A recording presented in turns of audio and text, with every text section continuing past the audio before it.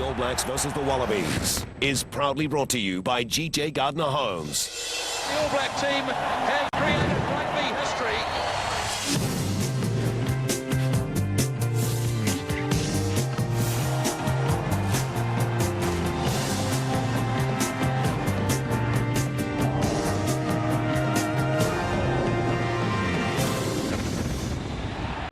What a contest between these two giants of the game.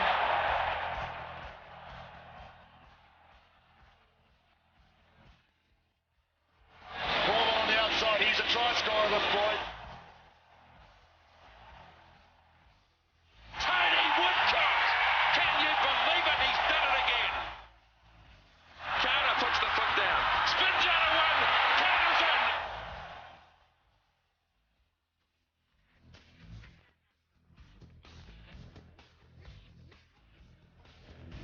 After 76 years of being battled out on Anzac soil, the Bledisloe Cup goes offshore with this groundbreaking match in Hong Kong. This fantastic venue where for years the fans have come in their droves to be part of the frenzied excitement of the Hong Kong Sevens, now stages an historic venture offshore by two of rugby's great rivalries. It's the All Blacks and it's the Wallabies, and it's coming to you from Hong Kong. Kia ora everyone, and welcome to this very special occasion, coming to you from the magnificent Hong Kong Stadium where the All Blacks and the Wallabies are about to do battle. What an occasion it will be. It's the fourth match of the year between these two sides. The All Blacks, of course, having won 2-1, have put away the Bledisloe Cup in the Tri-Nations. So what's at stake? Ever since this match was announced, there's been much debate about its merits. Well, joining me now, former Wallaby captain Nick Farr-Jones. Nick, what's your call on it? TJ, I think it's something that we had to do. Let's not forget, and viewers, it's wonderful to welcome you into this great stadium, and I think it's fantastic. A precedented, as you say, an unprecedented Bledisloe Cup match here in Hong Kong. We've had our 3 test matches. We've taken nothing away from our Australian and New Zealand supporters, but I just think, especially with the financial meltdown, there's so many people are acutely aware of, that we have to start to explore. Our unions have to start to explore other options, other avenues where sponsorship come from. We know that we're in a professional game. We've been in it for over 10 years. There's a big recurrent cost bill. We have to get the income, and bringing it to places like this, full house, fantastic. And Tokyo, I read of Denver, there's plenty of other options, but I say well done to both unions. Okay, so the money is important. What about the contest? We see Robbie Deans here. They say that this is where he wants to start to really make his mark with this Wallaby team, that he's had a period of betting in, but this is where things get down to business as far as the Robbie Deans era is concerned. TJ, I think that's right. I mean, let's remember that he was with the Crusaders right up to the end of the Super season. He really had no time with the team, apart from just preparing for one-off tests and then a series of Tri-Nations. It's the first time he's actually had the guys for about a month where he can start to put his fingerprint, his thumbprint on the team, and I've always said, one, he's brought a relaxed atmosphere, he's brought a spirit of chance your arm, have a go, and I think that's great because we need it. But the second thing is, I've always said, it'll take him at least 2 years, I think, to mould this team. Sorry, viewers, we know you've got a World Cup in 2011. That's when I think this Wallaby team will be peaking. Okay, they haven't played much rugby, not since the end of the Tri-Nations. In fact, some of them, they haven't played any rugby at all, this team. I mean, how disadvantaged will they be by that? Look, it's interesting. It's for the viewers back home, it's hot, it's humid, it's going to be a 4:30 kick-off locally. I think that rust could play a factor. The bench, the use of the bench is going to be super important in the second half. If anything, you guys have played a little longer in the season than we have. It may be a small factor, but I just hope, Tony, that the guys are basically turning up tonight. There's no silverware at stake. Of course, there's a Bledisloe match, and you remember every one of them. I just hope it's damn the Torpedoes full speed ahead. A good open game of rugby. They know there's a lot at stake, and it's an unprecedented match, and the world's watching them. Yes, it's New Zealand against Australia after all, and both camps have been very keen to play down any idea of an exhibition game. Well, some of the glitterati of world rugby are here. We've got Nick Farr-Jones. We've seen the likes of Gavin Hastings, Sean Fitzpatrick. They're all in town. They've come from all over the world. And, of course, our Sky analysts are here as well. And joining us as we look forward to this match, former All Black prop, John Drake, and he's with Ian Jones. Yeah, thanks very much, Tony. Here's a wonderful atmosphere. Here's sideline, the All Blacks, the Wallabies supporting, and John Drake. Who would have ever thought a couple of rugby men like yourself like ourselves here in Hong Kong about to watch the Bledisloe Cup clash, a unique rugby occasion. Well, a few years ago, we never would have thought it could have happened, Carmo, but I'll tell you what, I think the atmosphere is fantastic. They've got a full crowd here.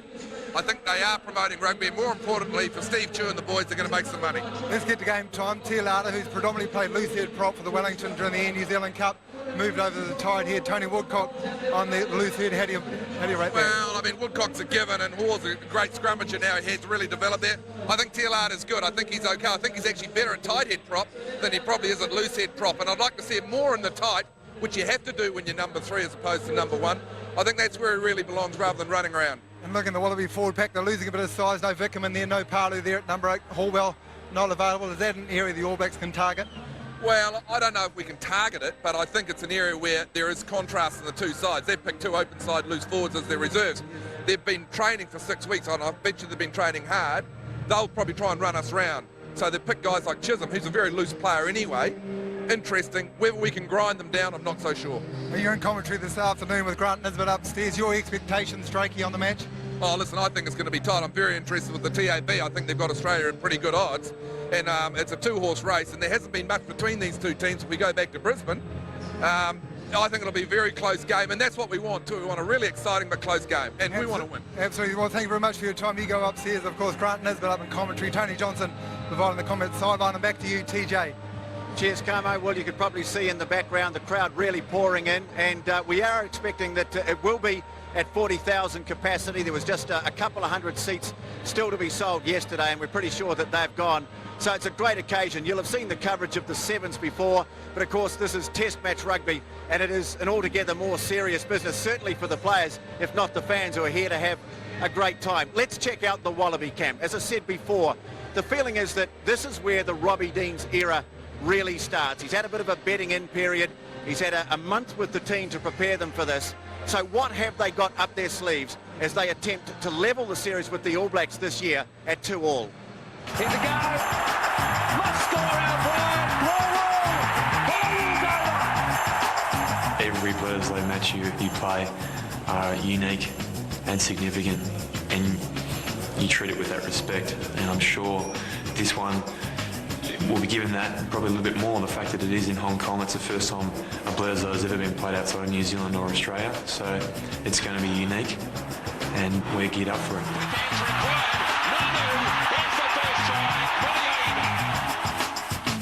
They're the benchmark, and they've been the benchmark for some time, and they remain the benchmark. We like to think we're getting close. We're obviously within striking distance in Brisbane, but not good enough to get home, and that's the reality, and we've got to accept that, face those facts, and make the adjustments and the improvements that are required to get home. We've made significant gains in our fitness, and that has been, I guess, the number one focus. I think secondly, there's a bit more clarity about our attacking formations, setups, and also defence. If there's an area of need for us that really stands out, the most obvious one is the ability to repeat effort, and in particular to adapt quickly from attack to defence. And that's probably the most indicative thing of an ability to repeat effort and retain concentration and react. I think it's been a really productive period for us, but obviously haven't played, so it's all about putting that into practice on the paddock now. From our perspective, slightly disappointed with the way that the last Bledisloe panned out. We felt like we let them off the hook somewhat. So now it's an opportunity for us to hopefully square the ledger. Yes, and you get the feeling that they'd be pretty happy to do that, square it at 2-2.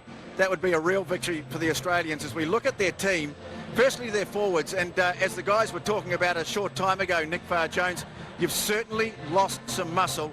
If Nathan Sharp comes back into the side, his experience will be invaluable. Yeah, there's no doubt, TJ. I mean, he's was on the edge. He wasn't taken originally on the South African tour, but his maturity, his level head. I think the lineout's going to be crucial today.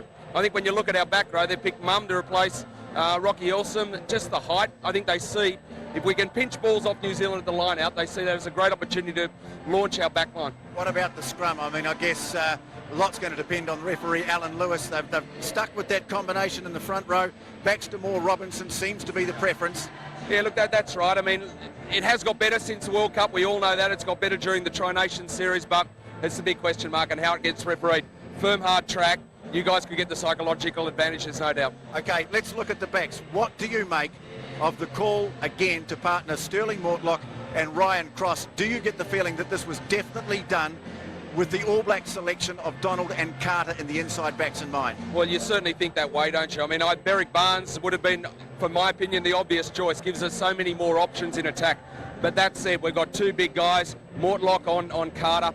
There'll be an intimidation factor, there's no doubt. He's a big, big man, and they will go hard. Damn the torpedoes, full speed ahead. Yeah, and look at the reserves. I mean, you see David Pocock there is a very promising player. We see Sterling Mortlock. Well, he just knows how to react to these big occasions, doesn't he? Yeah, he does. He's pitched a lot of games against New Zealand. He's been the nemesis for a long time.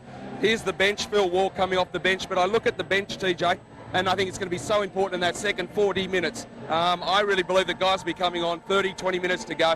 You've got a wonderful bench. Well, All Black coach Graham Henry has named 7 new players in his side for this Northern end-of-year tour, but he's sticking pretty much with what he knows in this test match here this afternoon. They haven't had a lot of time together. The Wallabies at least have had some training camps. The All Blacks have had barely a week together.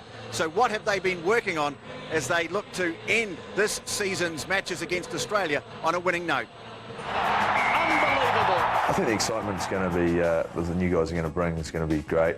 And we've still got the same senior players that we've had through this year, who I think have done a pretty good job. So I think the big goal for us is to make sure we all get on the same wavelength and take our game to another level, and having the excitement and the talent that we've got, I think it's going to be a strength.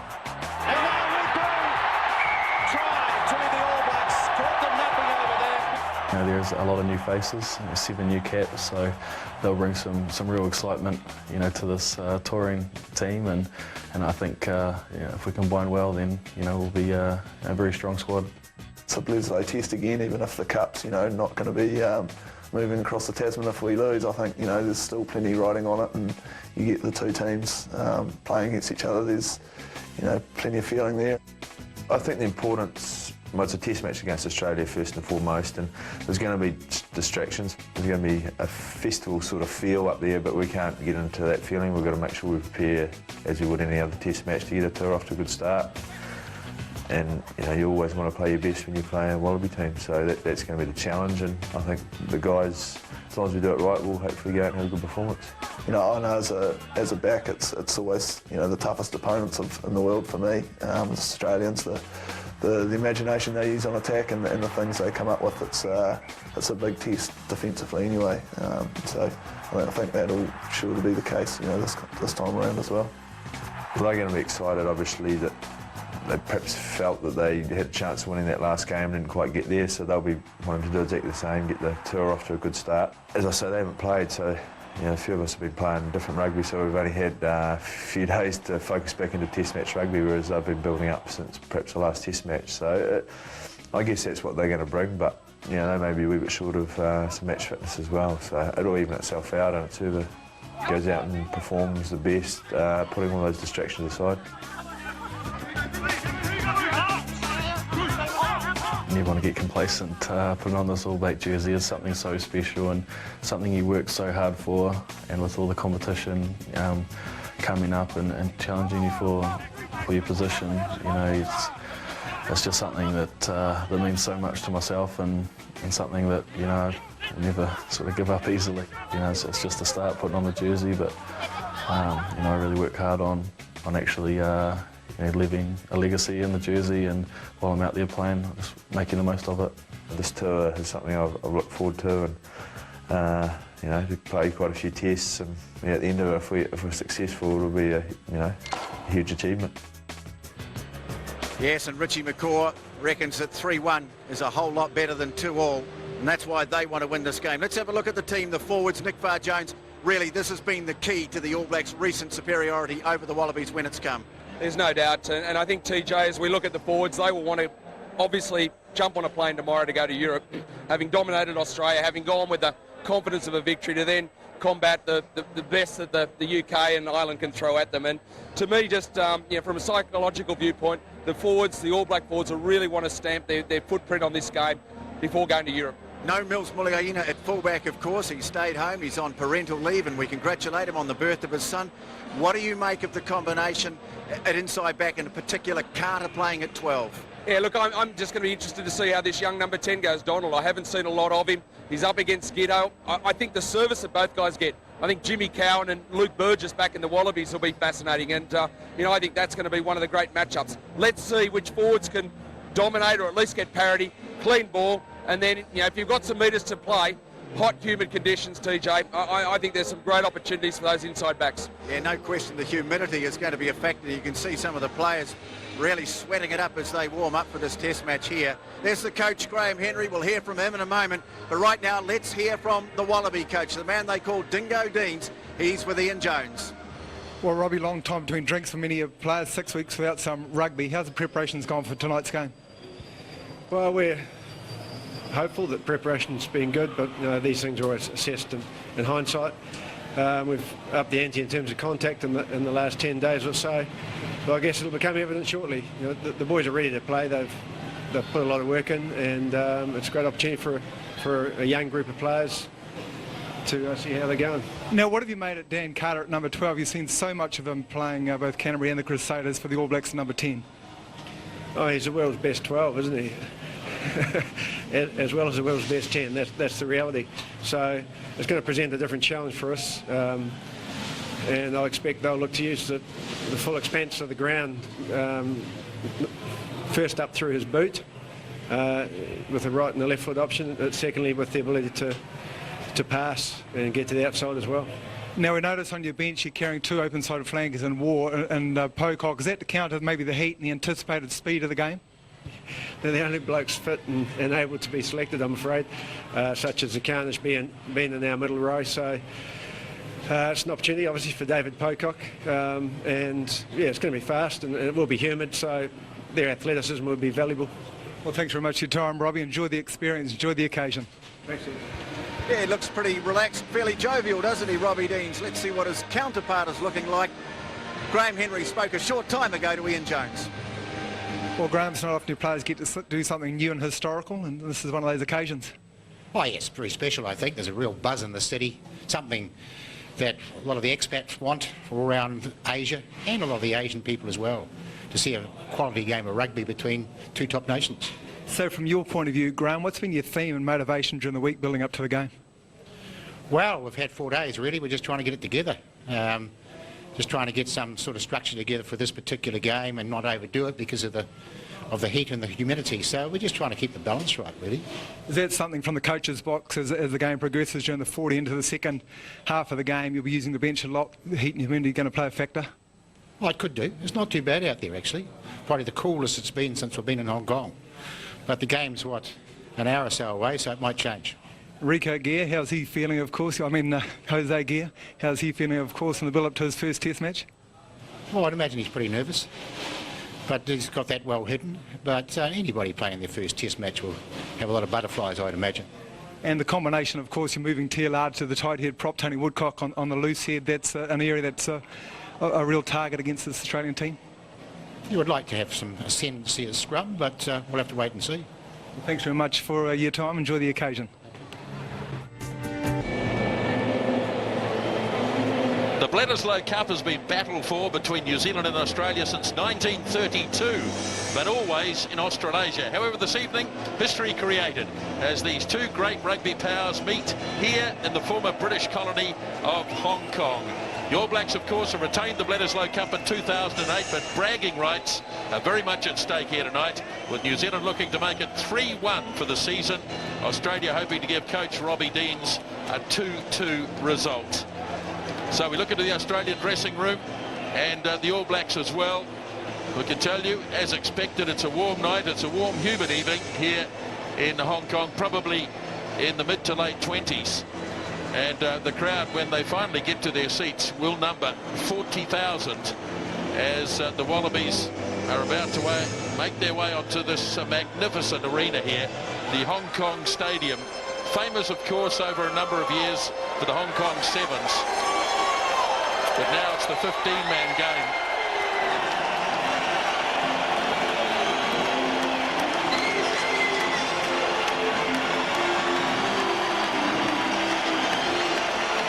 Well, the Wallaby forward pack is somewhat different to that which faced the All Blacks in Brisbane back on September the 14th. Wycliffe Palu, Rocky Elsman, James Hall all missing, replaced by Richard Brown, Dean Mumm and Mark Chisholm. And the front row remains the same. Two former captains there, George Smith and Nathan Sharp. And the back division sees the return to Test rugby after injury of halfback Luke Burgess. He once again teams up with Matt Gitto, while Ryan Cross and Sterling Mortlock are again combined in the midfield. No Lottie Takiri tonight because of injury, so the versatile Drew Mitchell takes his position on the wing. So the Wallabies on the park. We await now the All Blacks. Former All Black John Drake with me, and this is a marvellous rugby occasion, John. Oh, it certainly. It's been a lot of speculation and talk as to how this game would go up here. Well, I can tell you the atmosphere has been fantastic over the last couple of days. And we've got two of the best teams in the world competing tonight. So it's all in front of us. It's an expected crowd, it's fair to say.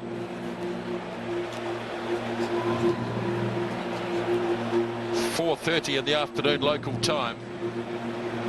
It's still very warm, obviously. And noticeable that the warm-ups were perhaps of a lesser intensity than normal. Yes, and Graham Henry mentioned before the game that they just haven't gone too hard this week. Conditions will be tough, but no tougher than, say, Brisbane, beginning of the year. So a big welcome coming up here for the All Blacks. I think it's fair to say that if the locals had a favourite, they would be with the All Blacks rather than the Wallabies. A chance too before the All Blacks arrive on the park to welcome our international audience from whatever part of the world you're in. Expatriate New Zealanders and Australians are scattered to the four corners, but this telecast, as I say, going absolutely everywhere as Richie McCaw brings out the All Blacks. And the only change to what has generally been regarded as the All Blacks' top forward pack this season comes in the front row when Amir Tialata takes over from Greg Somerville, who of course is Northern Hemisphere bound, but ironically is in the reserves as cover. Both Ali Williams and Tony Woodcock have been out of rugby since the last Bledisloe Cup test, but they are fit and ready for the battles ahead. And a test debut this evening for one of the stars of the recent Air New Zealand Cup, winger Jose Gia. 14 tries during that campaign, has elevated into international rugby to emulate the feat of elder brother Rico. Other major talking point, the placing of Stephen Donald at first five, Dan Carter at second, and Asaya Toiava at fullback. A very powerful All Black reserve bench. And while we get the opportunity, congratulations to Mills Muliaina for becoming a dad earlier this week. So we're standing by now for the national anthem, which will be sung by Karina Chamberlain. Lives here in Hong Kong, a daughter of an Australian mother, and her father comes from New Zealand.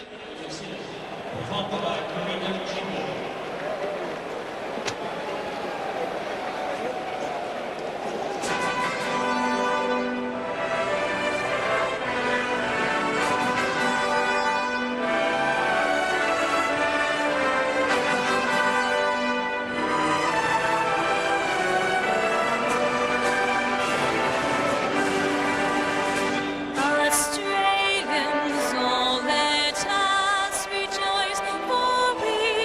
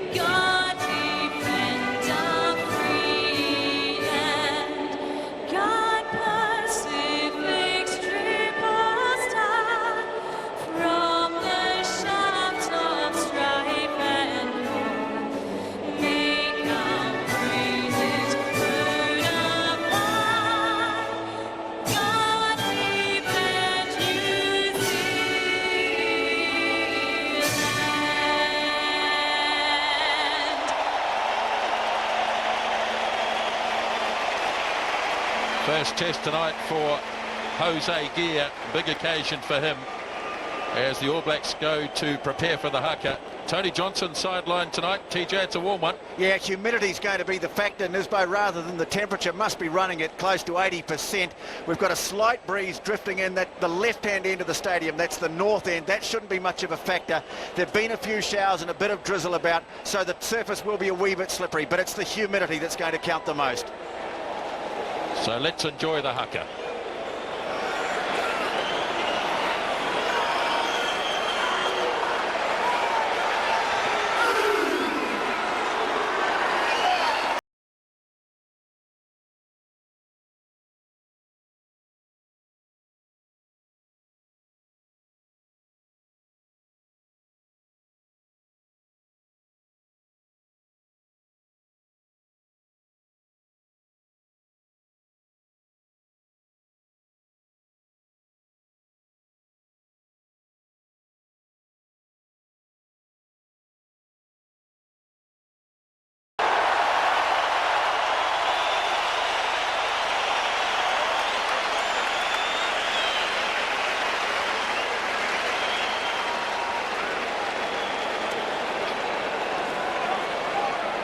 Both sides look ready to roll. I'll say, I just saw Sterling Mortlock after the haka finished, he clapped, and I think he did it genuinely. And that's great to see. Alan Lewis of Ireland is this evening's referee. George Clancy, Peter Fitzgibbon of Ireland are the assistant referees. And Guello De Santis from Italy is the man upstairs, the television match officials.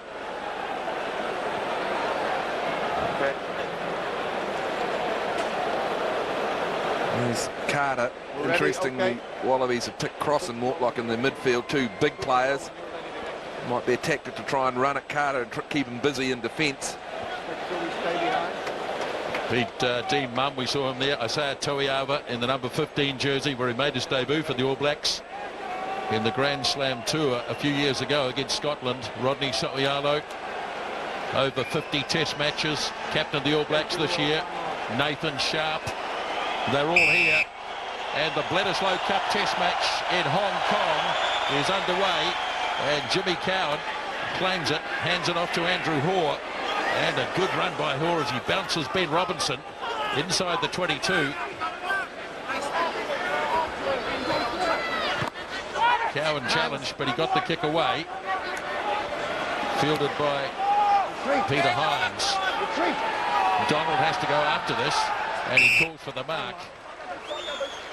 Stay on 10. All Blacks looked a little bit hesitant there, but Stephen Donald took the initiative and grabbed the mark.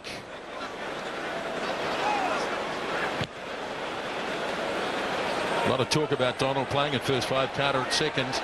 We'll have to see how this unfolds. Now Adam Ashley Cooper for the Wallabies. Toiava in good position, comfortably taken. A little bit of space for him too. Sandwiched by three Australians. 10-metre line All Black territory. Good clean ball for Cowan. Off to Donald. Keeps it low. And not a bad kick either. Good start by Stephen Donald. Yes, it was. Interesting for me, Tony, early on. I can just see the Wallabies. They want to play with your field position. They did a long kick-off, which is unusual for them. So both sides very keen to get down the other end of the field and just put pressure on the set pieces. Yes, if they are playing for territory, they've got fewer kicking options than they might have had if they'd picked Berrick Barnes. They look very fit, the Wallabies. Obviously, they've been doing a bit of hard training. They haven't had any match play, but plenty of training in the last few weeks. Stephen Moore, first throw, tipped. Not comfortably, though, by Mark Chisholm. And the Wallabies have to tidy this up. Back it goes now for Giteau. Didn't strike it all that well. Comfortably into touch from the champion number 10. Didn't make a lot of ground with the kick, so the All Blacks have an excellent attacking opportunity here. Going for a short line out, so this usually means it's off the top and they'll have a runner out in midfield, a Thorne or a McCaw. First throw by Hoare is comfortably taken by Williams. Thorne brings it up, gave it away to McCaw. He knocked the ball on in contact.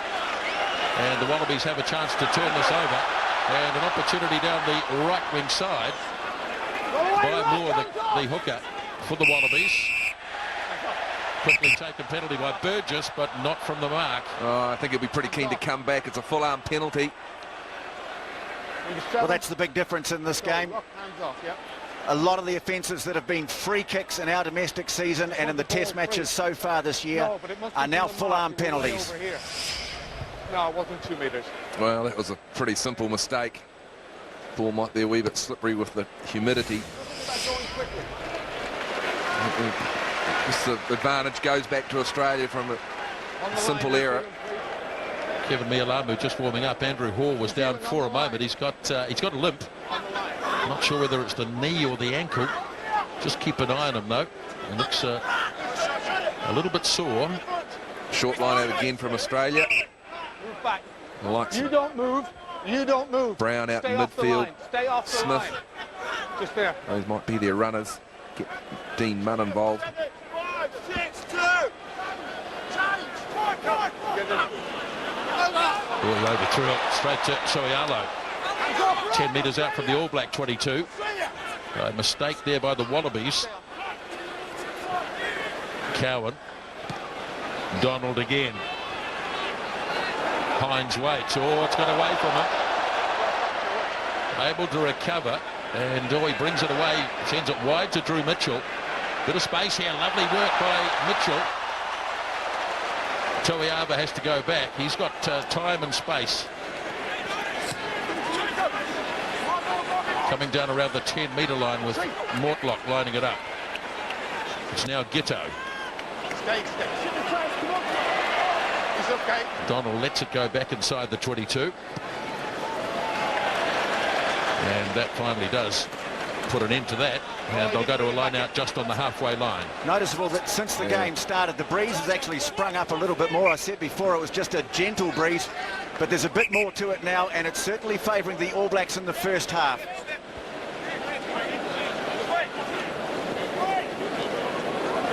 Four and a half minutes gone first half, no score.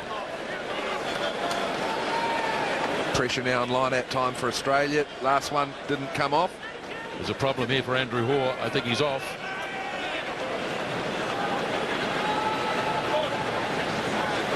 So the man who has started each of the test matches this season is going to hobble from the park, and that'll be of considerable concern given that there are test matches coming up on the following 4 Saturdays after this. So away goes Andrew Hoare. Kevin Mialamu is into the fray. Play resumes. Moore goes short to Richard Brown. Now Burgess. Fairly rough pass. And Mortlock had to snap it up. Good tackle by Donald. Burgess is sharp. Now Gitto. Bit of space here for the Wallabies. Ashley Cooper took a while to get it. It gave the All Blacks a chance to get back in defence. And just a slight bobble by Adam Ashley Cooper. And it gave the All Blacks a chance to defend. Wait now, wait now. Good play though, wasn't it? They went for safety first, the front of the line out. Came back and Burgess, well, he's looking sharp. That run really got him behind the advantage line.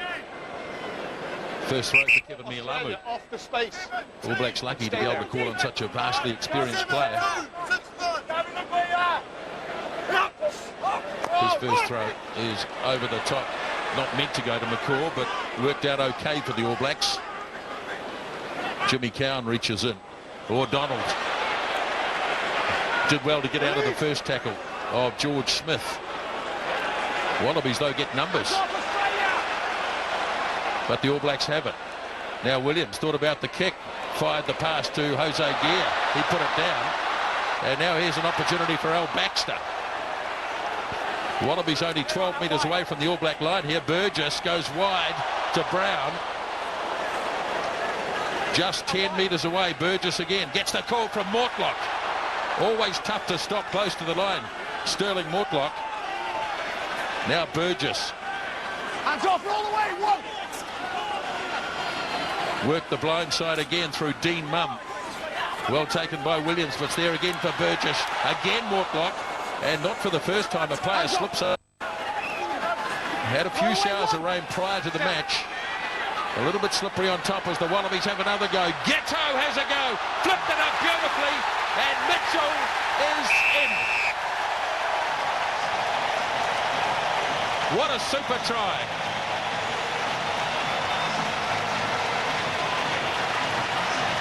Outstanding, wasn't it? Class from Giddo, well, class from a number of players. Came from the first mistake. Well, he just got pressured. Stephen Donald, and they got the ball. Ali Williams, the pass was loose. Wallabies got hold of it. From then on, it went for a number of hands. Here's the first error. That was the pass. Sivivadu couldn't hold it. Baxter does well because he stays in play. McCord's trying desperately to slow it down, but they had the numbers well. They were offside. The All Blacks, you'd have to say, that might have helped them. Up against Thorne, Gitto, he can slip through, he couldn't get there. The supporting player, good, that's a great start for the Wallabies. Well, it all came about because the All Blacks tried to move the ball from deep inside their own territory. They made the mistake, and it was a good patient build-up from the Wallabies, just probing the openings and eventually getting the break and the try. So Drew Mitchell it was, the man wearing the jersey normally occupied by Lottie Takiri. Now Gitto. Conversion is over, and the Wallabies have the early lead. 8 minutes gone in the match, 7 points to 0.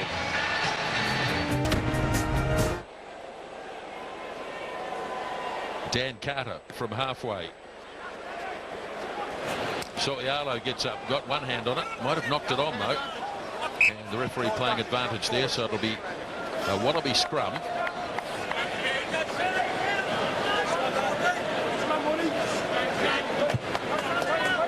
First scrum of the match coming after 8.5 minutes play. This is an area where the All Blacks will back themselves. Wallabies, a few changes in their personnel. Hey. No, don't talk to them about them. I'll talk to you about you. And it's interesting just to see how the referees interpret it, because they have such an influence. Okay. Thank you. He's laying down the law very early. Here we are. You might expect a few penalties in this area, Nisbo. Crouch, gentlemen. Yes, it'll be interesting. Tialata this near side against Robinson in the first half. Baxter down early. Don't sink in. There you go, he's getting told. Have something to go on. He has a habit of stapling down, Baxter. In other words, he just heads for the deck. Come much closer. The referee's staying on that side of the field. Crouch. Just to check out. Touch. Pause. Stand up. Stand up.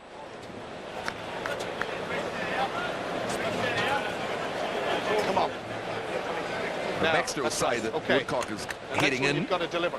Okay? Yeah, next one and that's what he's kind of intimating. The referees, come on, hey, just stay there. They tend to not be very amused if it happens a couple of times. Crouch. Touch. Pause. Engage. Untidy, very untidy. It's off Burgess. And it is a line-out. All Blacks have taken it quickly. Soialo sends it wide for Carter in a bit of space. Now Smith hands it on to Sivivatu. There was a no-look pass to Toiaba, who was ranging. Hands off, Rock! Ball well and truly trapped in there. Good counter-rucking from the Wallabies. Just while we await the next scrum, the word on Andrew Hoare is not good. It's an ankle injury, and All Black doctor Deb Robinson says although they haven't had any real opportunity to assess it, it doesn't look too good. And I guess we take from that his place on the rest of this tour is in some jeopardy. Well, that would be a shame. So we'll await developments there. He's had such an outstanding season. So too has Jimmy Cowan. 11 minutes gone, first half. 7-0, the Wallabies ahead.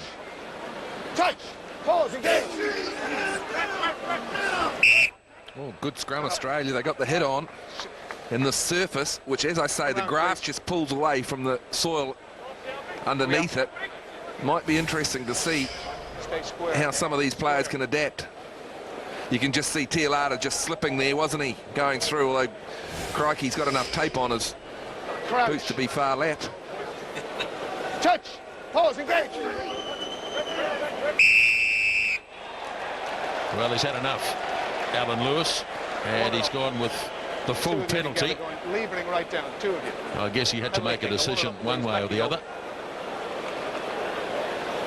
Well, he can smile about it, but he's not known as the best scrummer going around, and that's putting it nicely.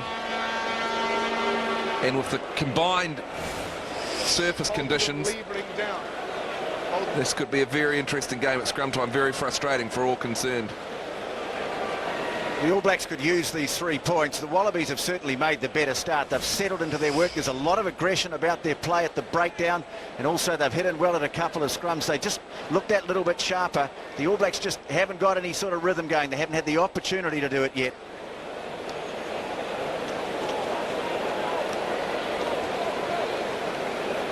Dan Carter, 55th international this evening, and of course he did start at second 5'8" and played in that position for around about 12 months for the All Blacks before moving into the number 10 jersey.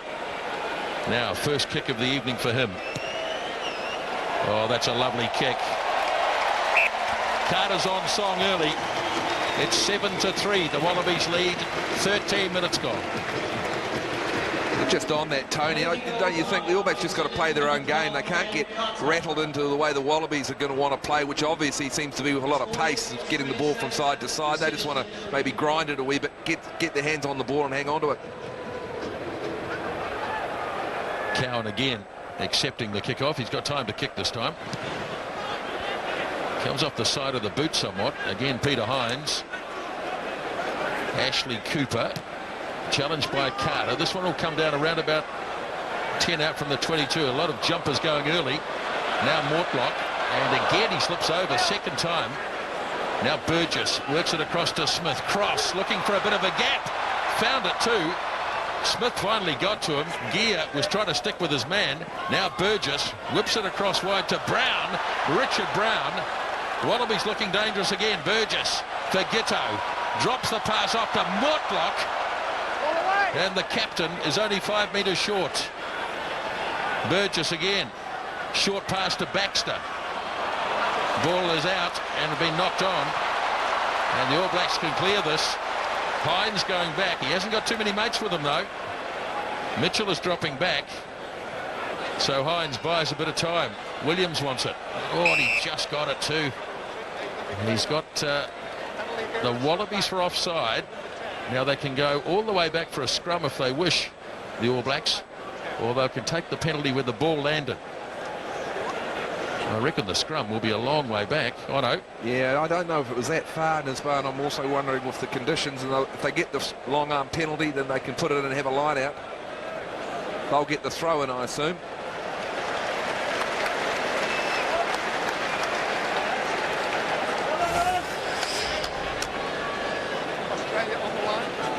Most of these Wallabies were going nowhere. Yes, they're supposed to retire. Well, he's moving in, wasn't he, Brown? He was. Made a couple of good runs though, Brown, hasn't he? Running onto the ball from great depth. Yes, he's a big, powerful number 8, all right. So Kevin Mialamu.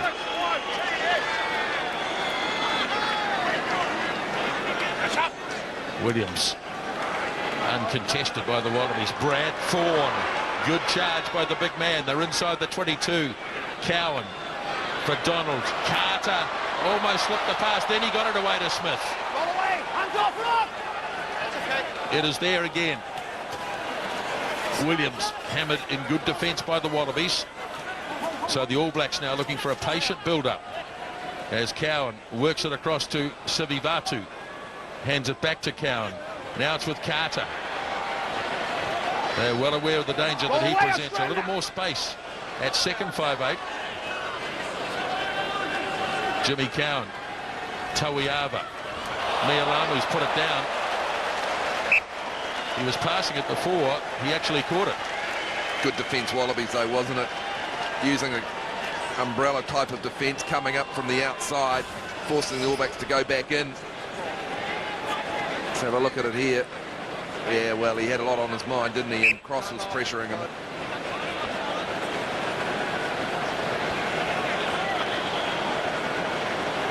So disappointment for Kevin Mialamu. In the meantime, we've got an injury break. And I think players will be taking a lot of water on board here. Whether anyone's actually injured, I'm not sure. Well, the first bloke to call for the water was the ref, and that was after about 4 minutes.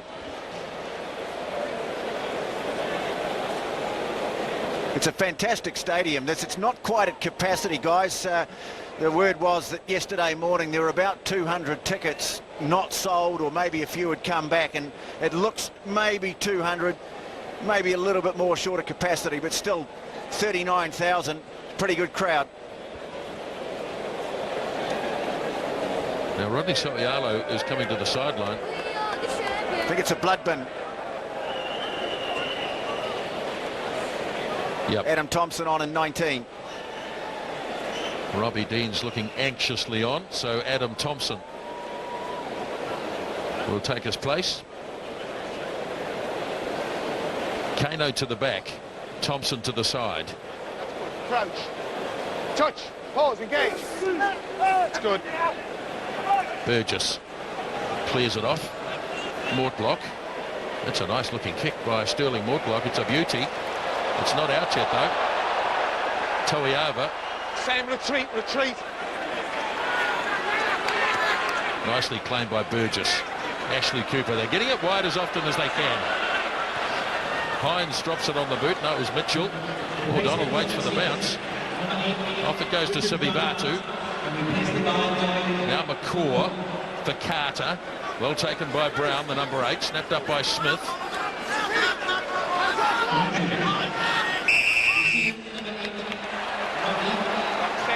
Same deal there. George Smith not happy with that call. He would have said that he was the tackler and had rights to the ball. Yeah, he got told to stop and he just kept on going round, almost went round in a circle. Signs of the Robbie Dean's influence, though, coming into the Wallabies, where the counter-attacking opportunity from the kick deep, those 2 wide passes, we've seen it so often to set up the counter-attack. This is where the penalty came. Well, he wasn't the tackler. He wasn't the tackler, no, you're right. It's a great face, but he was never innocent. 93rd Test match. George Smith. He'll be the next Centurion for the Wallabies. They've had a few of them. Nialamu finds Williams. Cowan looking to come through the middle and play on as Thompson goes through. Look forward. Tialata pops the pass to Sivivatu, stepping his way through. Now Jimmy Cowan for Thompson. Good defence. Outstanding tackle by Ryan Cross, and the ball turned over as well. But Drew Mitchell's had it stolen by Conrad Smith. So the All Blacks back in possession. It goes now for Donald. McCord puts it down in a big tackle. Nathan Sharp. Oh dear. Referee must have been playing advantage, and it's all over. Goes Sivivatu. And there's been a nasty collision here. Matt Gitto, I think it is.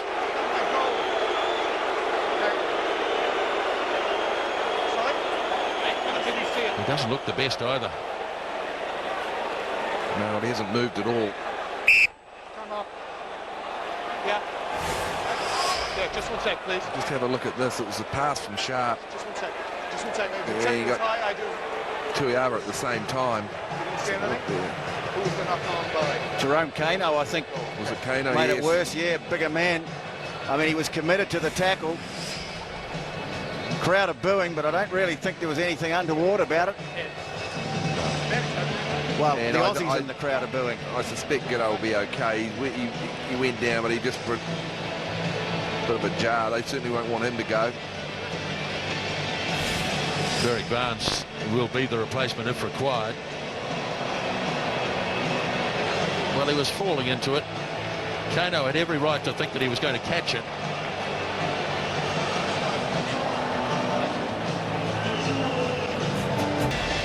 The surface isn't as good as it looks. It looks very flat and well grassed, but it is cutting up in quite a few places. As I say, it's also pretty greasy. That's been obvious, hasn't it, with those players slipping over. Richard Brown on the back of the scrum for the Wallabies. Again, another scrum successfully negotiated. Mortlock doing a fair bit of kicking and getting good distance again, and this time it does bounce into touch. Not always a noted kicker, but obviously a very good one. Well, if that's into the wind, it's a very good kick, because Sivivatu, he is pretty slack, you'd have to say. Ball just drifted over his head. They'll be putting some work on in their scrummaging too, Drakey. Yeah, a couple of good scrums now. Halfway through the first half. 7 points to 3. Just the one try so far. Kevin Mialamu. Kano reaches up, delivers for Cowan. Again, it's Hines. He hasn't faltered yet, and didn't look like it, quite frankly. Ashley Cooper steps through. What a good run here. Then he ran out of space. Burgess. Giteau looks well recovered. Toiava looks across to the left. Donald wanted the pass, and Donald is going to put everybody on side. Ashley Cooper. Very good under the high ball, these Australians. Handed off by Smith. Whoop. And a little comedy of errors there. Nobody quite expected that. I think Jimmy Cowan might have headed that, did he?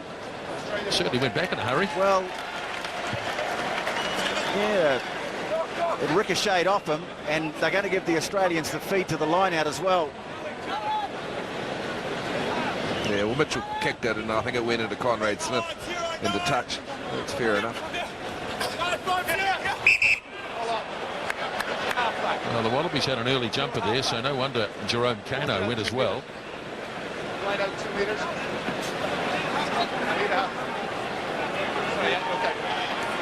Thompson still out there. Soialo being patched up under the stand. Now Moore. Burgess. Giteau. Sibivatu doesn't look terribly comfortable under it, never did, but he's good enough to get away from Ryan Cross.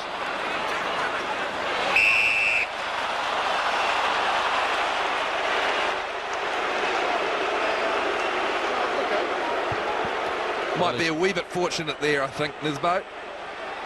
I'm talking about the All Blacks. Get them lower. Get them lower. He's got Mortlock for a head high here. I would have thought it just slipped up, but there you go.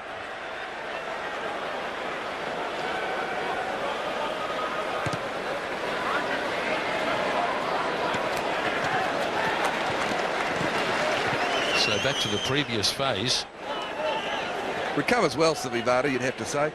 Oh, well, it started below the shoulder and went up, but there again, the referee with the angle is slightly different. Anyway, good advantage for the All Blacks. Another short line out.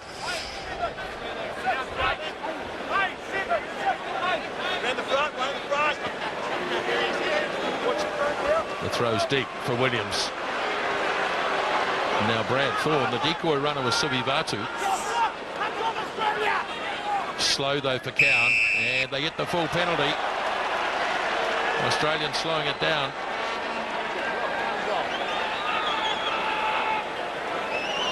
Well, once again, he gave them every opportunity to release, so you'd have to think that it's a tactic, a definite tactic of the Wallabies to try and deny the All Blacks quick ball. They've been getting away with it for a fair bit, but not on that occasion. Well, it's an expensive tactic, TJ, that's for sure. It's costing them points in positions like this.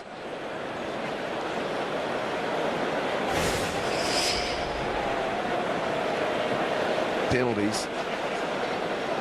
Well, he's whistled up a few of them. Most of them have actually gone to Australia. Well, Mum's the culprit initially.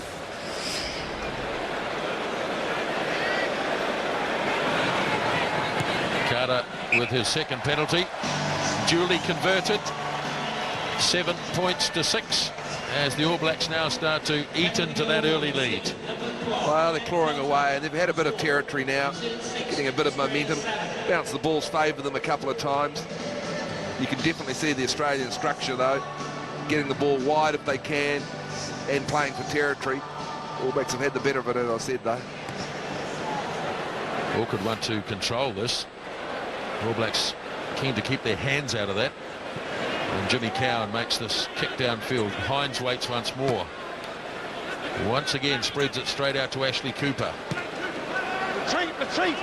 Coming down 10 out from the 22. Donald jumps early, but it bounces nicely for Sivivatu, who's been pretty active in the game so far. There it is for Cowan. Works the blind side through Williams. Williams offloaded.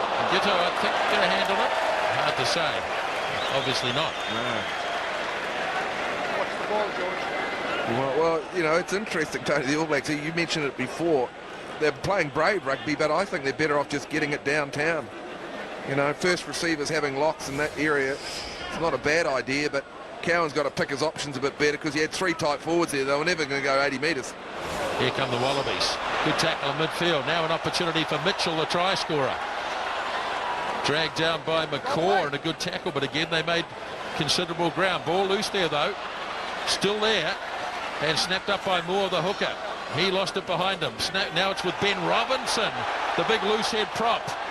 Threatening the All Black line once more. Smith gives it on. Mitchell's got 2. 2 tries to Drew Mitchell.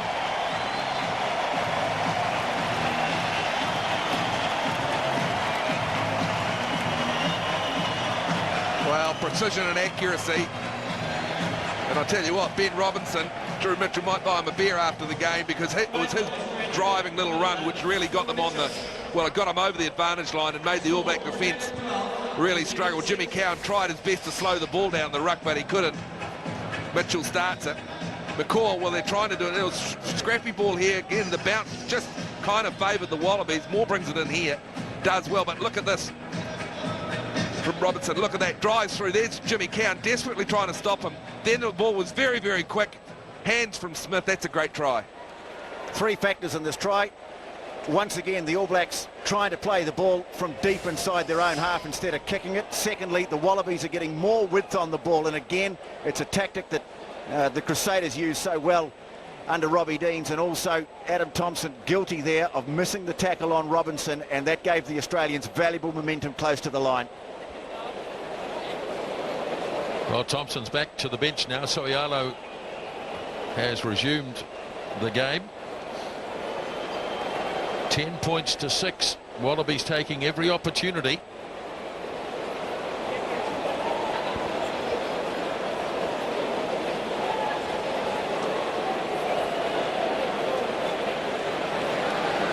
Gitto's kick looks to fade it round. Oh, that's beautiful.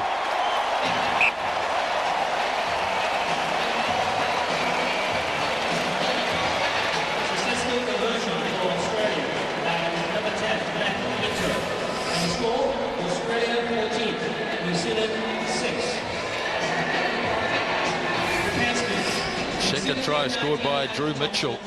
The All Blacks under the pump. 27 minutes gone first half. Carter's kick. Soialo up. Sharp knocks it down and knocks it on. Referee may look for an advantage. There is none. And so the scrum will take place. 10-metre line, Wallabies territory. Here's your mark. Make sure you do it again. Well, a lot of talk around before the game, the fact that the Wallabies had, none of these guys have played any rugby at all, but frankly they look more coordinated, Drakey, in the first 20-odd minutes. Yeah, they do, and they look very fit, very sharp. Touch. Pause, engage. All Black scrum. Soialo channels it back. Donald's going to have a go, but that was anticipated. Back it comes for Williams. Crowd thought it was a forward pass, and the crowd wins the day. Yes. And then back play, Mortlock made sure that Carter, if he had got the ball, was going nowhere. Clobbered him. Carter shaking his head. No. You watch Donald go, and it was a great tackle from Ghetto. Look on just on the outside. Well, that's not very good.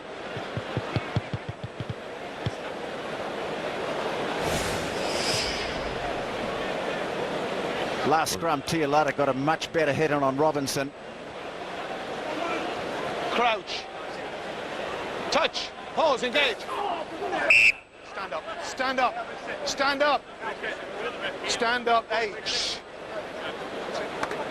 I couldn't judge on that. The boat went in down together. Just come in.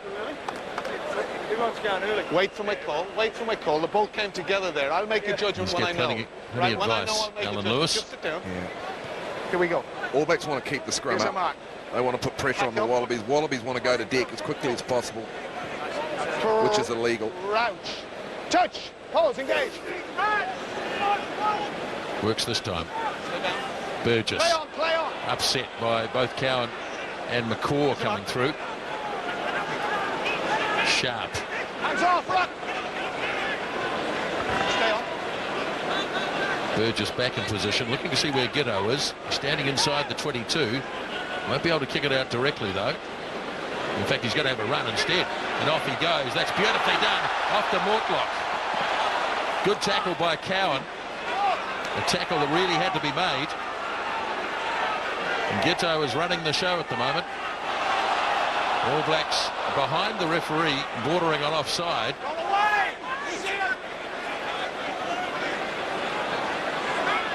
Now Burgess heaves it across. George Smith looking to hold Kano off. The ball bounces off and it's been claimed. Now Jose Gia has had very few opportunities. Tried to channel it back on the All Black side. And a couple of Wallabies down there. Baxter and Ashley Cooper playing the ball on the ground. Got to stay on their feet, but I just get the feeling, Tony, the pressure from the Wallabies when All Blacks have got the ball and they're trying to get it wide. They haven't got the space that the Wallabies seem to have. Whether they've got to go back a bit further in depth, I'm not sure. Their line speed is very good, the Australians, but to me, the thing is the way they're attacking the breakdown at the moment. There's far more aggression. They're really getting disrupting. The trouble is that they're undoing a lot of their good work with some of these silly penalties, and now Carter's going to have a shot. Breeze should help him here. Boy, the All Blacks have not looked like scoring a try, have they? No, they haven't.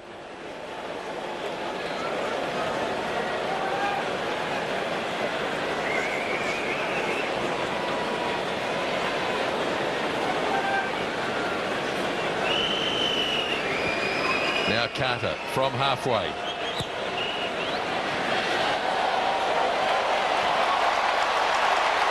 Another super kick by Dan Carter. Very much keeping the All Blacks in this. 14 points to 9. Back to halfway, Giteau. Again it's Cowan. Again it'll be Hines.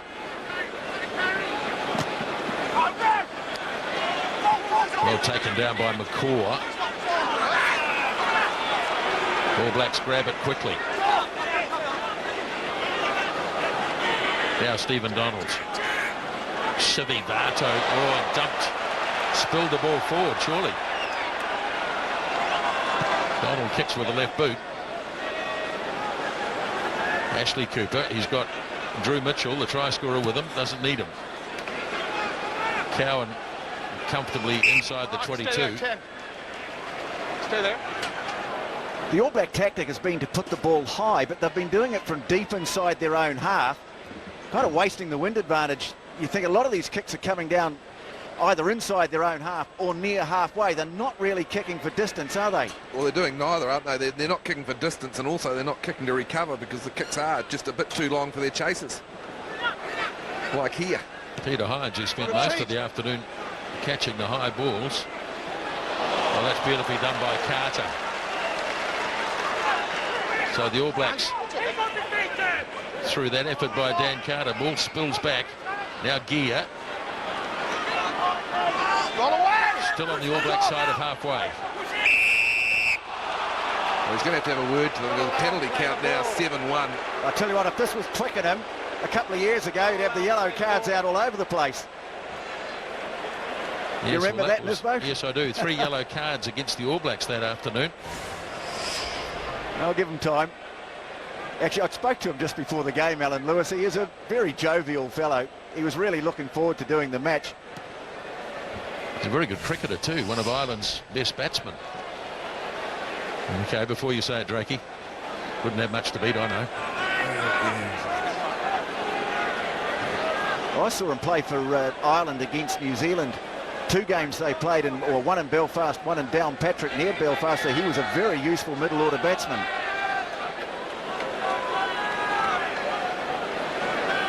All Blacks back to the 22. Can they cash in this time? Williams. Cowan for Thorne. He gives the pass up to Soialo. Cowan working blindside. Good defence again by the Wallabies. They're not missing too many tackles. Cowan for McCaw.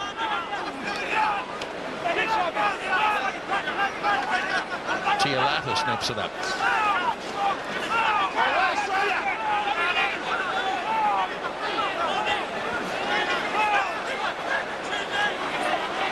Progress is slow.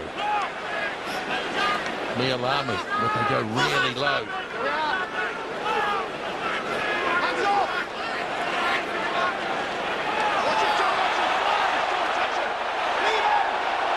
Well, he wanted to, Ollie Williams. He wanted to, but the referee was right there.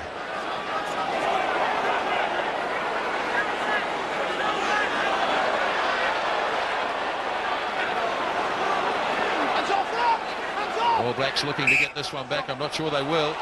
Well, they've gone nowhere. And the Wallabies have hung in there. It's real trench warfare. Yeah, that's just what I was going to describe it as. And they've just got to keep their discipline, the All Blacks. I just wonder what structure they're trying to play. We just saw Tialata going away with the ball. I don't think anyone else knew that it was there. Well, there's a bit of rucking, and there's the ball. Well, Ali, the ball's out. Get the ball. Forget the guy on the ground. Oh. Well, I guess old-timers would say there used to be a way to deal with that. Well, he did a good job. He rucked the ball and he cleared it. He's got to concentrate on it. Of course, under this particular version of the ELVs that we're playing, it's a scrum to New Zealand. Let's get ourselves under the ready. conditions we're playing this season, that would actually have been a free kick to Australia.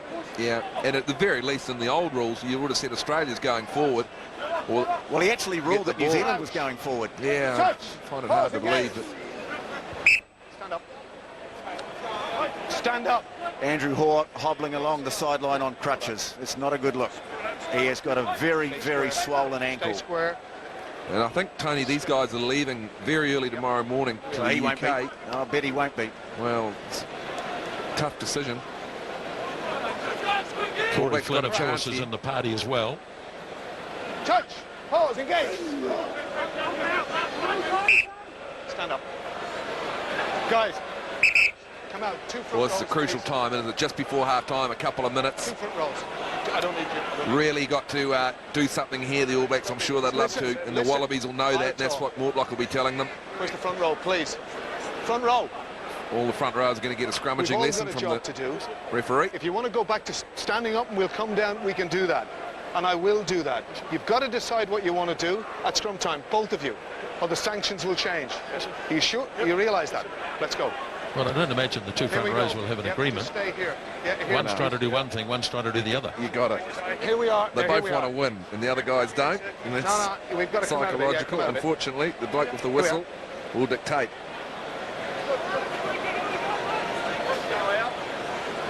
Closer, please. Closer. Around about 3 minutes remaining, first half. Crouch. Touch. Pose. Engage.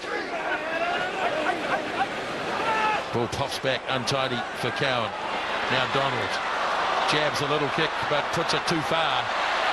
And easily contained by Luke Burgess, who's having a very good game at number 9 for the Wallabies.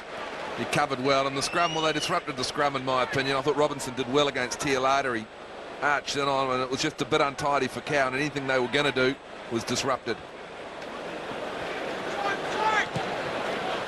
And Giteau thumps it way downfield.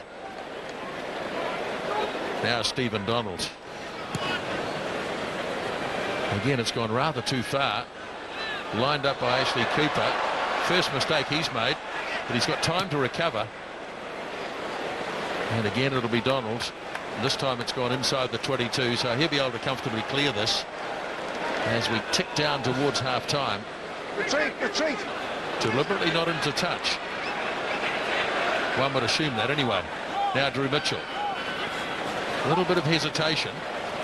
Ball away. Just 5 metres on the Wallaby side of halfway.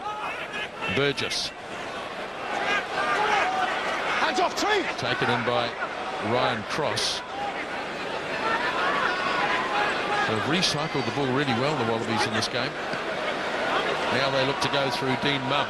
Sotialo gets him. Burgess once more. He gets the return pass. They look like a well-oiled machine here. Cross hesitates. Mortlock was going to take the pass, in the end didn't. Now Burgess runs into some pretty heavy trouble. And so Giteau deputising at halfback. Gear has to go back. Pretty clever kick, very clever kick. siren goes. Alan Lewis says we will take the line out, I think. Have we time for the line out? No, they're going to go to the dressing rooms. So it's half-time at Hong Kong Stadium. And it's the Wallabies, 2-0, leading 14-9. Yes, and well-deserved lead, I think. Playing into a wee bit of a breeze. New Zealand, well, they've had a lot more of the territory, but it's been the Wallabies who've been more sharper, precise, accurate, more aggressive at the ruck and the maul. They've scored the 2 tries. New Zealand's hung in there with penalties, and that's the only area where Robbie Deans will be disappointed. Their ill-discipline or their tactics at the ruck and the maul, where they've conceded 7 penalties. 2 tries scored by Drew Mitchell, the left winger for Australia. 3 penalty goals by Dan Carter. The Wallabies leading at half-time here in Hong Kong by 14 points to 9.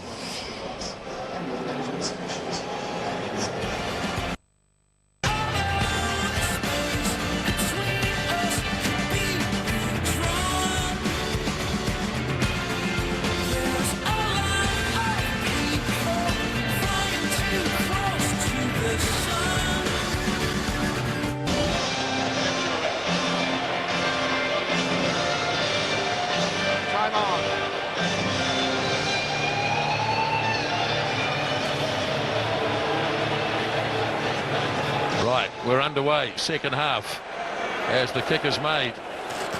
Taken down by Richard Brown, the number 8 for the Wallabies, who had a very strong first half. Now it's with Smith. Runs into McCaw, who takes him, and there's a gap straight up the middle for Burgess. Smith hands it back, and Giteau belts it away downfield, and they'll have to go all the way back. It was passed back inside the 22. Oh, that's flat rugby, isn't it? It was very blatantly obvious what was going on. There's Andrew Hoare, not looking happy as you can expect. No changes to either side. One change, though, possibly is going to have an effect on the second half. The wind seems to have switched around. If anything, it might favour the All Blacks in the second half as well.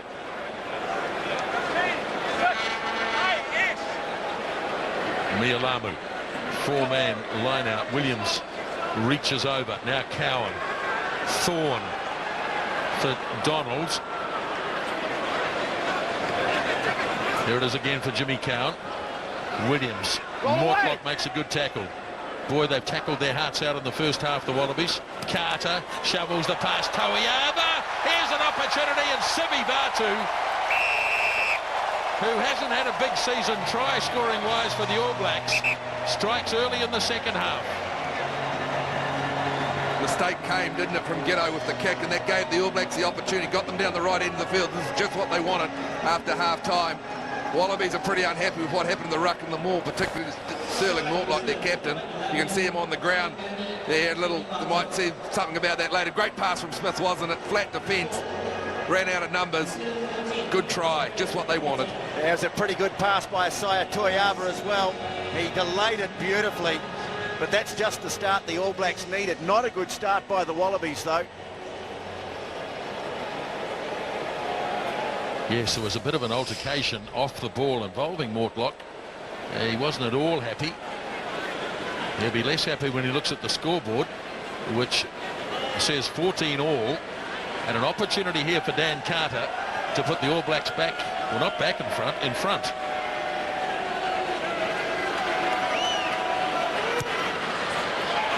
Won't happen though. Drags it way to the right. So Sitiveni Sivivatu, only 2 tries for the All Blacks in 2008, but he finally strikes. First try since June. And the first real try-scoring opportunity that the All Blacks have created in the entire game.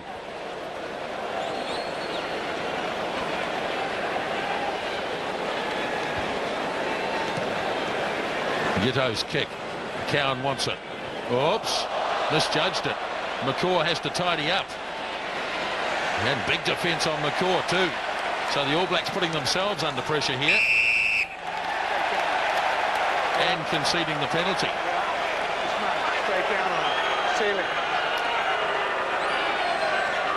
Well, the architects have their own problems here. Again, it's pretty fundamental stuff, isn't it? A couple of guys called, bit of confusion. The call very, very lateral. How's this? They're going for a scrum. The Wallabies want to scrum it. They are not going to take a shot at goal. Wait for my call. Very interesting call, this. Oh, you wouldn't Surely have the seen line-out this. would have been easier. Well, as opposed to that, I was going to say, the line-out, you'd think.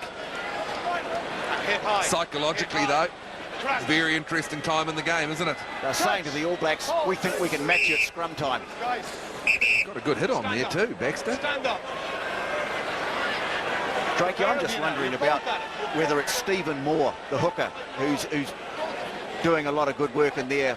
He just seems to be leading the engage. And yeah, and Robinson's doing a pretty good job on the other side too, against Tialata. Engage and you're gone, both of you.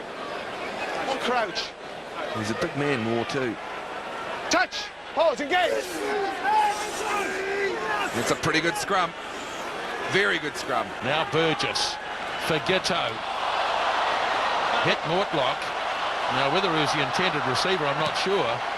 Williams has cleared it away downfield, and they'll have to go back for the knock-on, surely. Well, there were players running in all directions. Now, whether it was supposed to go to Mortlock, I'm not sure. It was very, very crowded, wasn't it? Hey, Good platform. All Black defence was good, though. They were patient. They didn't rush up too quickly. That's a great scrum. here's your mark, gentlemen. Knock forward. Them looking coming up, and just, yes, well, the mistake was made before the All Blacks had to. I like the way Carter and Donald didn't rush up too quickly. They took their time. The famous Bledisloe Cup. It's here in Hong Kong, but it's not up for grabs. Crouch. Touch. Pause. Engage. Straight down. Far side. Straight down. And you got Robinson that tight on the other side. Don't know whether loose-head props really like to go down on a scrum, but there you go. Straight down. It's not in his interest to do that. Well, Carter's not too happy with that kick. And Robinson on this side. Look at Tialata. Tialata goes down. Yeah, knees on the ground first. You can see Robinson's knees aren't. Tough call. 6 minutes gone. Second half. 14 apiece.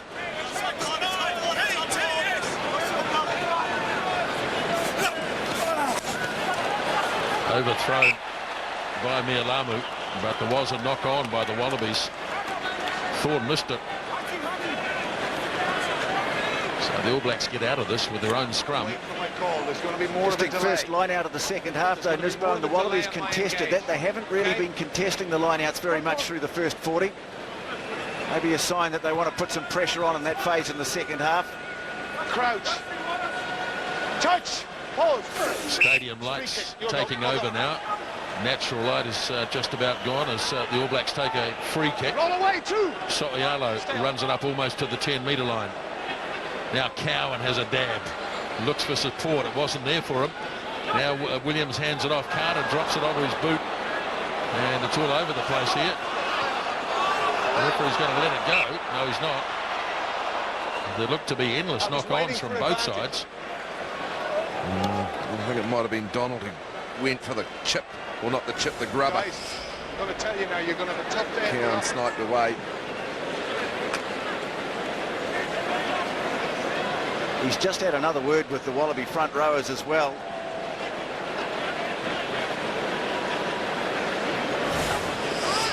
This time by way of a warning. Here.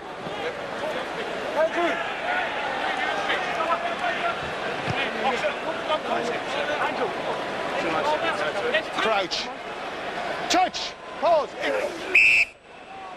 Guys, what's going on? Yeah. Wait for my call.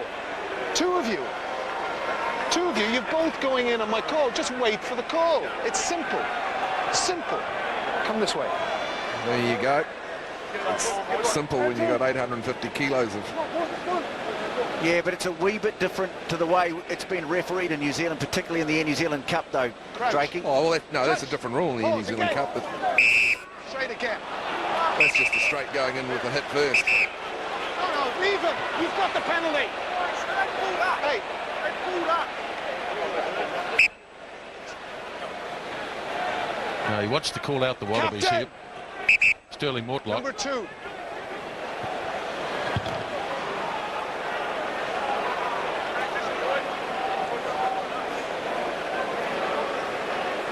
He's clearly got to decide what he wants to do at scrum. Sorry? He's clearly got to decide what he wants to do at scrum. He's got to wait for my calls. And you're the boss. You listen to what I've got to say. Right? I've given you 2 warnings. You were early over there, and now you're early here. It's good as gold in your own ball, and they've got to have it on their ball. Do you understand? I do, sir, yeah. Well, just make sure you do. Good response, actually, when you're dealing with a bloke with the whistle. Agree with everything he says.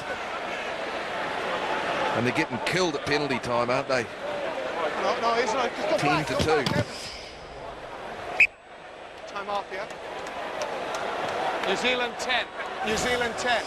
Stephen Donald leaving the field to be replaced by number 21, Ma'anonu. So Carter back to his traditional role, Nonu into the midfield.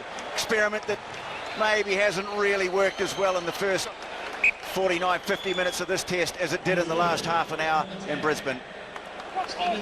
No, it hasn't, and they need Carter to get them around the field. Well, they haven't been on the front foot like they were at that time in Brisbane, Drakey. They've just been rushing up on them pretty well, closing down the options, the Australians. Just wait for me now. So the referee's instructions under an early test here. I bet Stephen Moore doesn't go early this time. Crouch. As the rain looks like it's Touch. Pause. starting, Engage. TJ. Yep. Stand up. Stand up. Yes, it's not heavy rain, just annoying, and I don't think it'll last too long, but it's not going to help the conditions. Still quite humid, although not as bad as when the game started, although you won't know that in your air-conditioned box, Nisbo. Thanks, TJ. We've got the windows wide open. Touch. Pause. Engage. Right. Finally got underway again. Sofialo stumbles a bit. Now worked away. Good defence on Tawiava down the blind side. Cowan taking a tackle when he never had the ball. Now he gets it wide for Dan Carter. Slings it out to Smith. Quickly to Sibibatu. Head to head with Mortlock, who was a bit concerned about the head-high tackle, so he pulled out of it altogether. Now here's Tony Woodcock. Boy, Baxter felt that. It's all right. Wallabies might have this. No, Carter's got it, at least Cowan's got it back. Kano. All the way too. They're coming up in ones, the All Blacks, not getting a lot of support, but they do get a penalty, and this will be in a kicking position. Well, I think time has come. Time has come. I think Stephen Moore might be going to the dog box here. This guy consistently infringes it against you. You've got to be going in the bin. Oh, it's the captain, I think. No, he's just giving him a warning, Tony, because it's a different phase from the scrums. This is second phase. He's just giving him a general warning. Yeah, sorry, Drakey. I thought for a moment he was sending him to the bin, but they've got to have run out of luck now in that regard.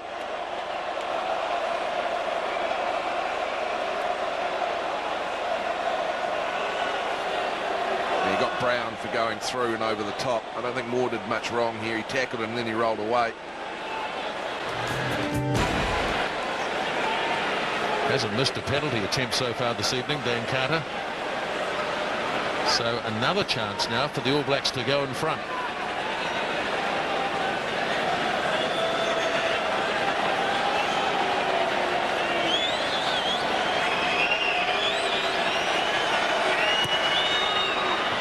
Distance is good, and this time he puts it away to the left. So it stays at 14 all, 10 minutes into the second half. Time off, substitution. Who? Black 9. New Zealand Substitution 9. coming up for the All Blacks. Jimmy Cowan about to leave the field. Piriwepu coming on in 20.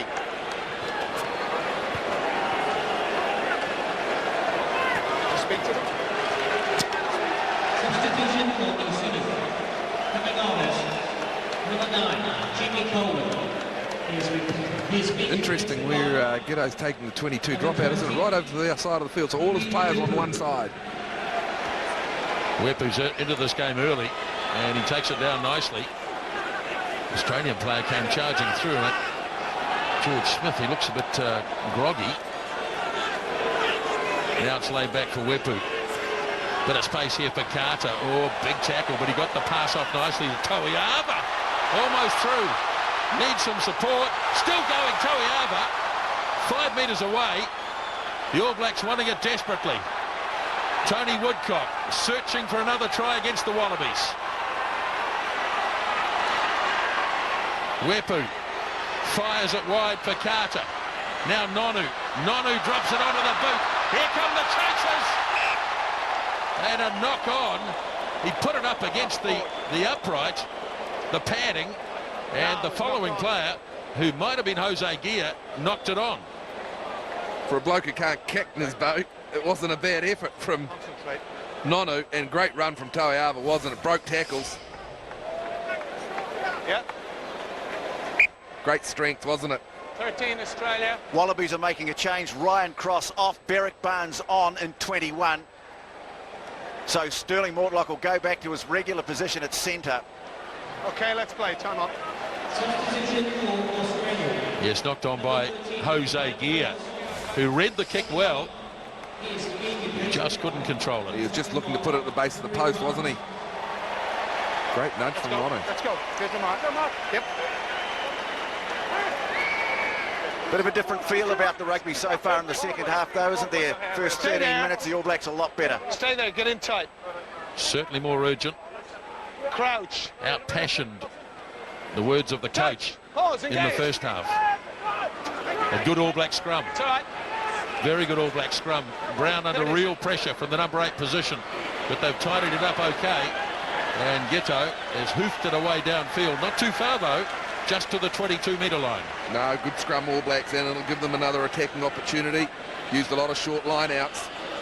It's worked well for them so far. Looks like they're going to do it again. Set up the runners in midfield. So now they're playing with some more structure. You're right, DJ. They're playing their game. Don't creep, Australia. Australia. Step off. Okay. Again, they reduced the numbers in the line-out. Just the 4 of them there. Williams again. Wepu for Thorne. Brad Thorne takes a bit of stopping, drags them an extra 5 metres. Wepu works blindside. Toiava.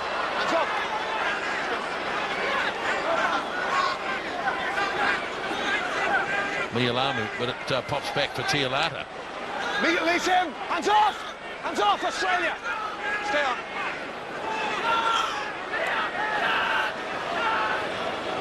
Wepu for Carter. Now Nonu. Roll away. Don't hands, no hands. Woodcock. Carter. Again, they jab the kick through Burgess. Not a very good clearance, but he did an excellent job to get there, Luke Burgess. He's made a couple of good saves in this game, hasn't he? You think of the diving catch towards the end of the first half. Now this. Graham Hendry mentioned at half-time that he wanted the little kicks in behind. We've seen 2 of them so far, one from Nonu, then another one. The Wallabies under pressure. Full line out this time. They might go for a rumble. He'll be happier. I think Mike Cron, the scrum coach, will be too. Drakey, early signs. Williams again. Drops it off to Woodcock, at least McCaw it is. Mialamu takes it off him.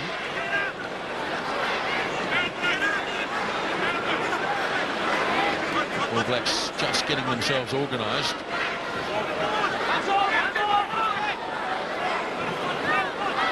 Kevin Mialamu. Now Wepu sends it wide for Carter. Nonu. Long pass, lovely pass too. Space for Sivivatu. All Blacks doing well to free up their winger. But have they got enough numbers? That's the question. There it is, there. Yep, still there on the All Black side for Piri Wepu. Carter drops the pass off for McCaw. Desperate Wallaby defence. There it is. Well, yeah. And it was there for Richard Brown.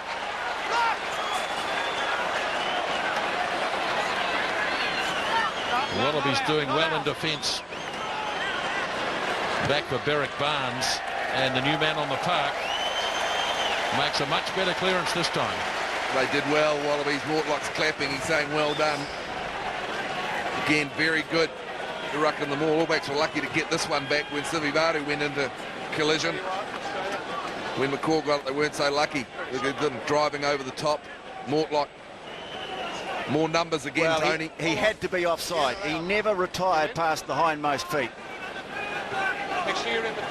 even if he was the tackler.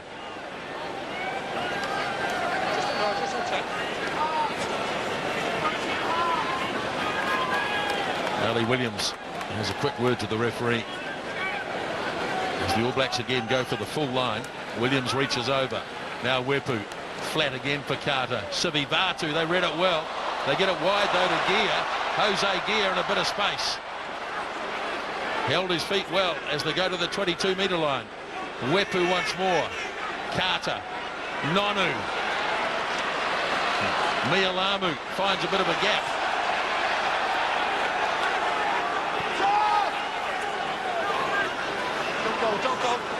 Ball again for Periwepu. Carter. This time it's Thorne, almost to the 22-metre line. Options left and right. They take the left as Williams stands in the tackle. Wepu again. Nice hands from Woodcock. Rock hands off! Rock hands off! Wallaby defence holding. Sivivatu drops it down and gets it back. Oh. Could argue he played that on the ground, yep. I think he probably was at fault in the first place. He played it on the ground anyway. Well, he conceded the penalty, but the best thing he did was actually grab it back once he had made the error, because otherwise the Wallabies might have been downtown and the All Blacks were up in attacking mode, not too many defenders back there.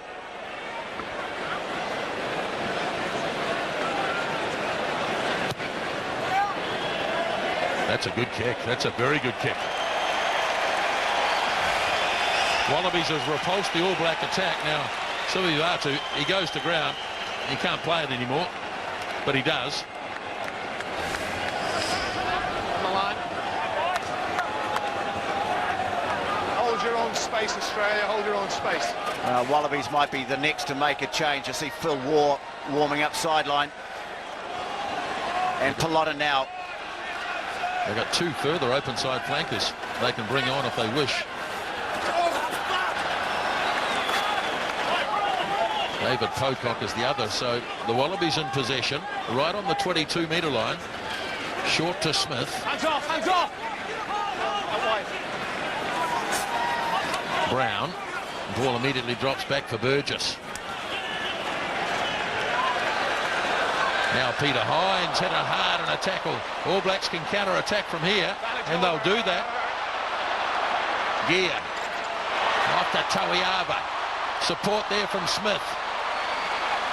And Mortlock tries to pick it up. And it should be All Black ball.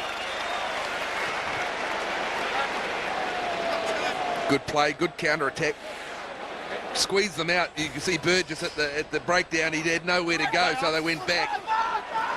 It was always going to happen, the sandwich tackle. Good tackle by Ali Williams, wasn't it?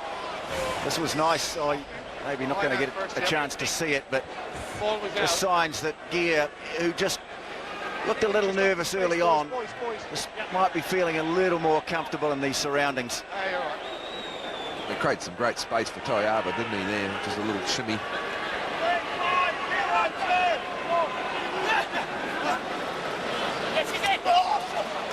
Chipped off the top by Mark Chisholm. They've got this good kicking option now at second fire for Berwick Barnes. Gear waits, comfortable. Toiava, oh, charged. All Blacks having to scramble back. Ball is loose. And it's going to the races one. There were players, there were bodies everywhere. Yeah, Barnes claiming he was taken out. Yeah, might have been a little suspicious, this. Had time. Is that Mortlock who did the charge, as he so often does. Oh, player on the ground might have just got his foot, I don't know. It would have been a big call to award a penalty try from there. All in front. It wasn't suggesting that, Lisbo. No. Settle down. 20 minutes left, 14 all. There hasn't been much between these two teams all season.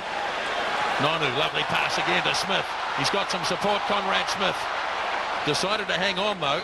He looked to his left and discovered it was just a lock forward. Now, All Blacks have got numbers. Tialata.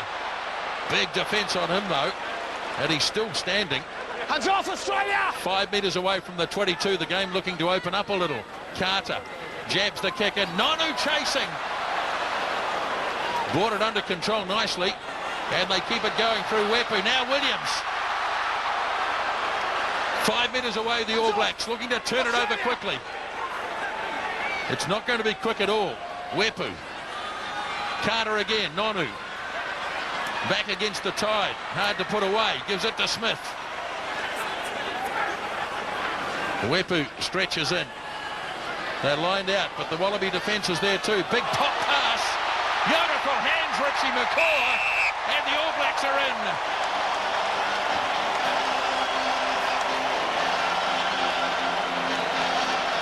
Patient build-up, a lot of width too. We talked about the Wallabies in the first half going from side to side.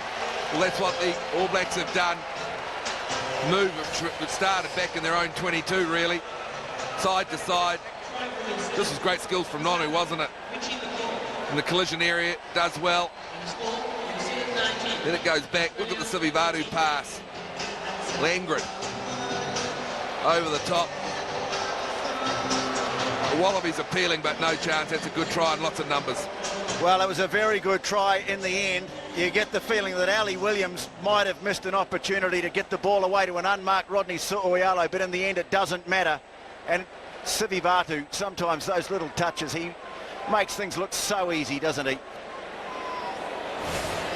Another test try for Richie McCaw, his 14th in his 66th test match tonight. Changes coming up to the All Blacks, Nisbo, just while Carter's lining this up. I'll tell you about it in a sec. They lead by 5 at the moment, looking to make it 7, and it's not going to be that way. So 19 points to 14 and 17 minutes to go. Okay, Anthony Borich on an 18, and he's replacing Brad Thorne and Greg Somerville to make his final appearance in an All Black jersey. He replaces Namir Tialata. Somerville in 17, Borich in 18. Test number 66 for Greg Somerville. He probably felt Brisbane was his last, but he's back tonight. Injuries to other players. So a 5-point advantage for the All Blacks as Hines goes back. Ashley Cooper. Again, a long kick. Now, this might be too long. Oh, dear, dear, dear. And, yep, too long. It's a long way back here. Well, the Wallabies have made an interesting change just while this is going on, Nisbo. Their tallest man, their tallest forwards come off the field to be replaced by their shortest. Phil Waugh is on for Nathan Sharp. So I guess Mum goes into lock, and they'll have Smith and Waugh operating on the sides of the scrum. Well, there's still plenty of time left, and obviously mobility is the key now. Yes, and it's structure too, and I just think the Wallabies have lost their way a wee bit. You've just seen a couple of times in the kick long, too long that time, but just before too, giving the All Blacks plenty of time. They've lost their rhythm, and the All Blacks have picked it up. Stay there. Crouch. Touch. Pause. Engage. Play on. Yep. Su'uialo hands it off to Wepu. Wepu trying to bust his way through the Giteau tackle.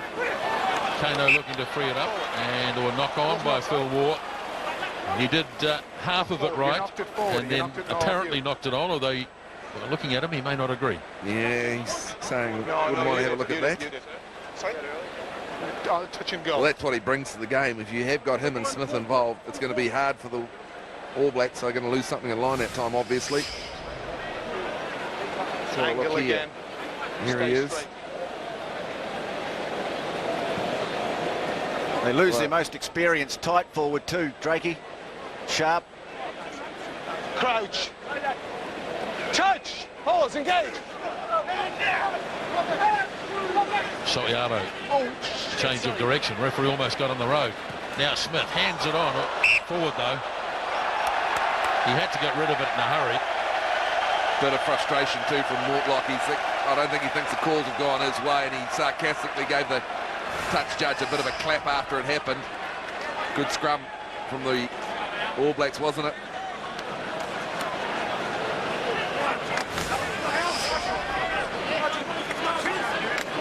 Playing at the right end of the field though, New Zealand. That's important. Get closer, please. Get closer. Hold on, just come closer. Crouch. Touch. Pause. Engage. Stay bound. 6. Well, here's a gap opening up for Brown. Hands off. 6. Kano went after this, but he's played it on the ground. Scrambled over the top. Killing ball. 6 and 8. Straight over. Got to be on your feet. More him than you. So one was more penalised than the other. Yes. Cleverly manipulated by Brown at the base of the scrum though. Referee was telling Kano to stay on. This is the end of it. They did come back and repair the damage, if you like. They set up, they were thin on numbers, weren't they, Wallabies? He drives through, falls over. That's when he grabs the ball and I guess he's out of play.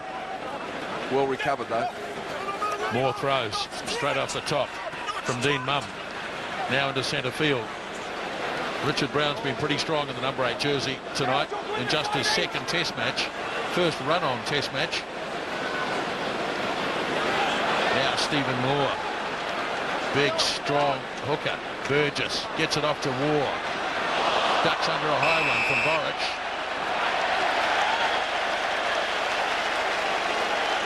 Oh, he's got him for offside rather than the high tackle. Mortlock wants a shot here. Well, they turned down 3 earlier on, didn't they?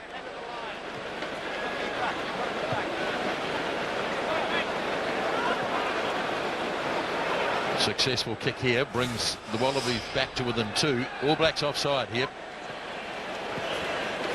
And a high tackle too. If Mortlock's was high in the first half, so was that.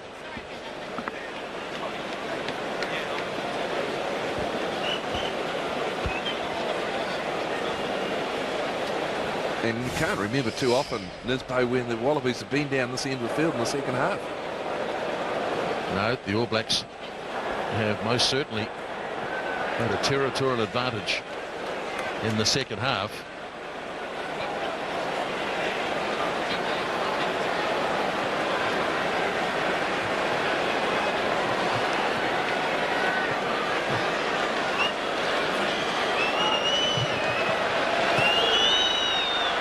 Giddo's kick.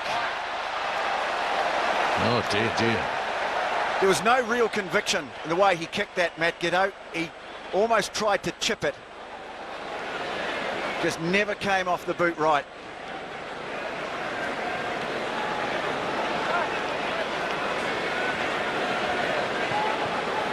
"11 minutes.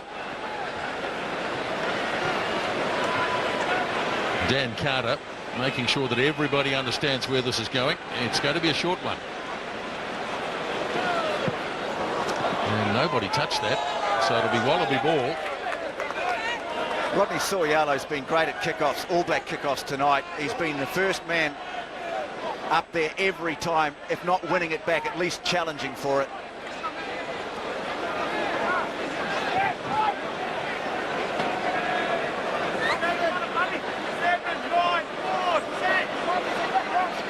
Moore. Williams challenging. It did the job, I think. The Wallabies have knocked it on. Ghetto might have been better to put the toe to the ball. Well, you're down by 5, 9 minutes to play. Time for Matt Dunning to make an entrance. Al Baxter goes off, having been fairly well acquainted with the turf here at Hong Kong Stadium. What a sight that is to this magnificent stadium as Al Baxter heads to the sideline.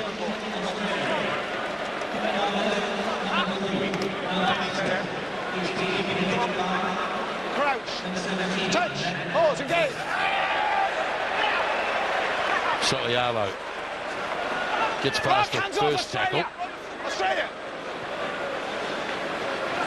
it is. There it is. There it is. Leave it go. Stay on. Wepu.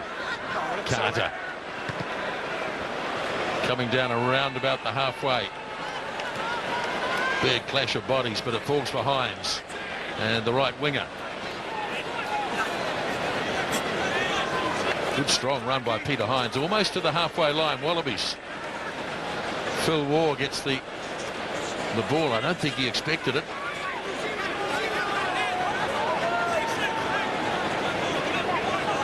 Now Burgess. Barnes again. Toiava waits. Ghetto down on him, but Toiava's been solid tonight. Away goes Wepu. He's been powerful too since he's come on the park. Now Soialo twisting. And the ball went forward. Isaiah Toiava might be cramped perhaps. Well, some of these players will have lost a lot of fluid this boat with the humid conditions, so maybe in these last 7 or 8 minutes might be a few more suffering from cramp. The All Blacks look like they're ready to make a couple more changes. I think we've got Corey Jane about ready to come on. Al Baxter being attended to, but he's already off the park.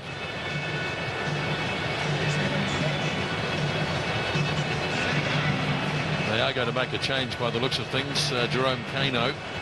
The Adam Thompson ready to come on in 19. Got the official crowd figure here in this boat. About 300 shorter capacity. But still, I think it's been a success, this match. Just from a local point of view, there's been a lot of interest created in the game. A lot of the school kids have had a chance to get near to some of these players. Plenty of people have come into town from around the world, and also the locals as well. And it'll be a nice check for both of the New Zealanders and Australian rugby unions. Wallabies through Burgess. Ashley Cooper. Good defence by Smith. Ball on the All Black side for Sivivatu. Gave it back to Soialo. The All Blacks simply had better numbers there. Wepu. Barnes waits. Williams waits for him. Well, he got out of the Williams tackle, but Smith and Thompson there together. Now Burgess. Smith again. That's George Smith. No arms. Go on if you want to go. Well, it was a penalty, and here goes Ghetto, looking to open it up with Waugh. Moore hands it on for Hines. 5 metres on their own side at halfway, the Wallabies. Ghetto gets it across to George Smith. Looking to offload, doesn't have to. Waded through a couple of All Black tackles. Now Ghetto again. Mortlock. Ashley Cooper. Ashley Cooper inside the 22. The Wallabies really threatening here. And the All Blacks are going to have to defend grimly. Robinson. Luke Burgess waits. Again, it's blindside from Mortlock. Oh, and it breaks down. Gee whiz, I think they were about to create an overlap too. Yes, they were, and they knew it too. The pass was behind the player. Sorry, mate. Good play, though. Likes of Smith coming to the floor. Time off. All Blacks looking to make a change, I think. Want to get Corey Jane on. Yeah, Toiava coming off, and he's played pretty well tonight in this boat. Very well indeed. So big moment for Corey Jane. Test debut for him. Found out about being an All Black less than a week ago, but a good night for Isaiah Toiava. Absolutely, showing a lot of class. Very, very good under the high ball. Defensively, he's been strong, and he's really added that grit and pace from the back when they've attacked. Crouch. Touch. Pause. Engage. Stand up. No touch. Just over 5 minutes remaining. Right, okay, I'll come over and make pressure's sure on you're now here. for Australia. They're going to have to play some ball, and when you do that, He you says tend he to make couldn't hear. mistakes. Just make sure All you Blacks touch. just got to hang in I there. want to touch. Crouch. Touch. Pause. Engage.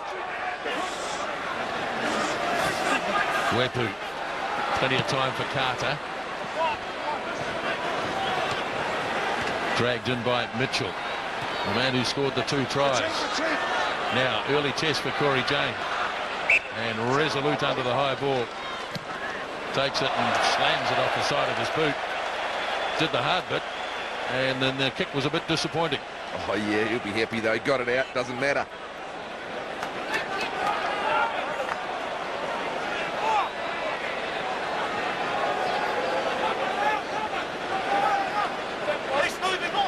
Mum. Get off the space. They've been good as goal for you all day. Now you make sure you stay off it. Stay off it. There you go. That's a backhanded kind of compliment, I guess. You just come out, find the space. Peter, line out, Peter, come with trying to cut down the space. That's what New Zealand's trying to do. Chisholm wins it cleanly. So Yaro was up like a shot. Hands off! All Blacks committing a lot of players here, but the Wallabies good enough to win it. Burgess for Ghetto. Mortlock a bit laboured. That looked almost forward from Chisholm. Player receiving it was in front. So we're stuck right on the halfway line. The Wallabies looking for some inspiration, needing someone to break the line. Barnes goes with a good pass. That frees up War.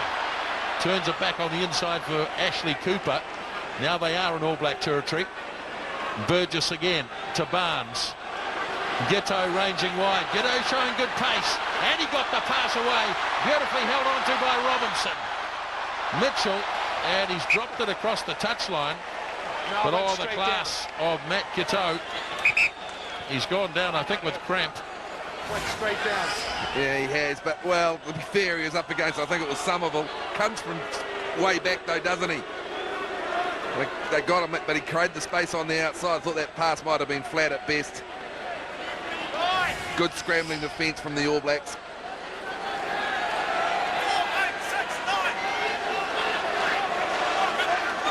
Two and a half remaining. All Blacks can't win their own line out. And here's the Wallabies with an opportunity. Barnes goes wide to Hines. Taken down by Jane in a good tackle. Good numbers. Yep. Corey Jane had every right to go for the ball. Peter Hines held on to it too long. Nisbo, the communication in the All Black defence has been outstanding in the last 4 or 5 minutes. Attack before this one. Just watch how Conrad Smith marshalled the defences. He was the man who called, you take him, I'll wait for him. It's been a key to their defence just in these crucial moments of this game. And the problem for the Wallabies too, they're going very lateral, but there's no runners coming in and stopping the defence. Look at this. Pretty easy to defend against because no one's running against the tide, if you like, so the All Blacks can just drift across. Isolated all by himself, no numbers. Time running out for the Wallabies. 5-point lead for the All Blacks. Tipped into the arms of Wepu. Now Boric. And the North Harbour man takes it up to halfway. Wepu flat for Williams. Now Wepu again. Carter finding space. Clever kick. Very clever kick. Wallabies have got to bring it back nearly 100 metres. And all they can do is bang it downfield. Well, inside the last minute, you really got to wonder whether Australia had to move that ball, had to make some attempt to bring it out. I don't know that he wanted to put it into touch. He didn't strike it very well.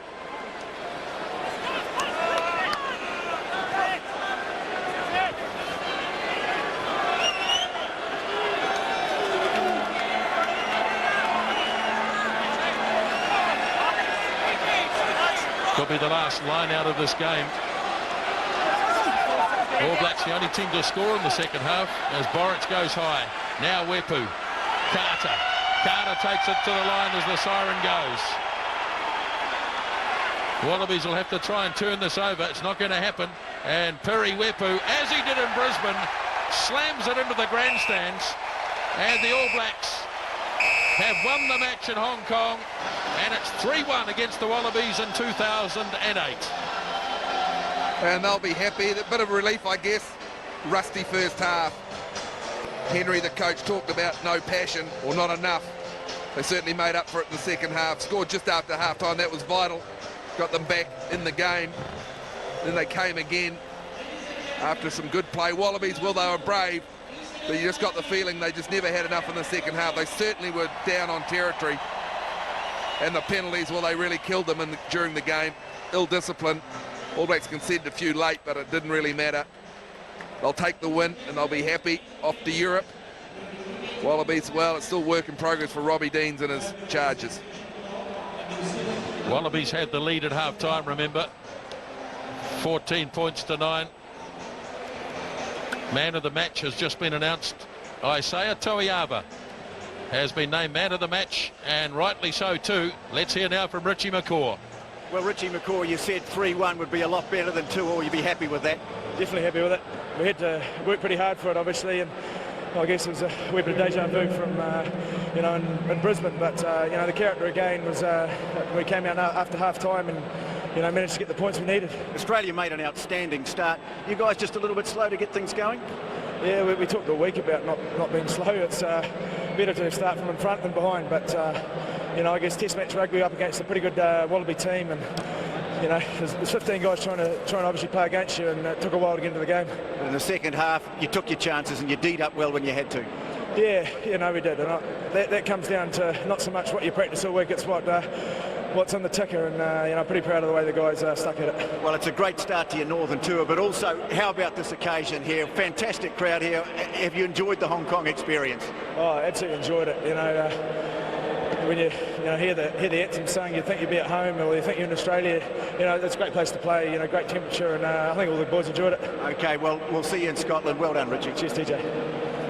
Yes, I get the feeling it's not the last time we'll be watching the All Blacks and the Wallabies play at Hong Kong's stadium here. Now the losing skipper with Tony Johnson, Sterling Mortlock. Well, they're always tough, these Bledisloe Cup matches, Sterling, but in a bit of humidity tonight, boy, that was a hard game. Yeah, it was certainly that. There were times where all 15 on both sides were sucking some big ones, but I think this match was a great success. Unfortunately, we didn't get the win, but I think the boys really dug deep. Very proud of the effort. Well, you made a great start. I mean, some of the rugby you played in the first 40, some of the best of the season. What sort of changed in the second half? Oh, I think this All Blacks team are an outstanding team. You give them an inch, they take advantage of it, and you saw that in the second half. I don't feel as though we let off the intensity too much. The All Blacks just have a knack of punishing you when you make a little mistake, and that's what they did tonight. Yeah. Did the lack of gameplay for a lot of your players over the recent weeks, did that harm your chances, do you think, in the end? Oh, I don't think so. I really do think we're making inroads. Today was a little bit different to last time we played the boys up in Brisbane, but a little bit disappointed, but I really can't fault all 22 guys that got out there on the paddock. Their effort was great.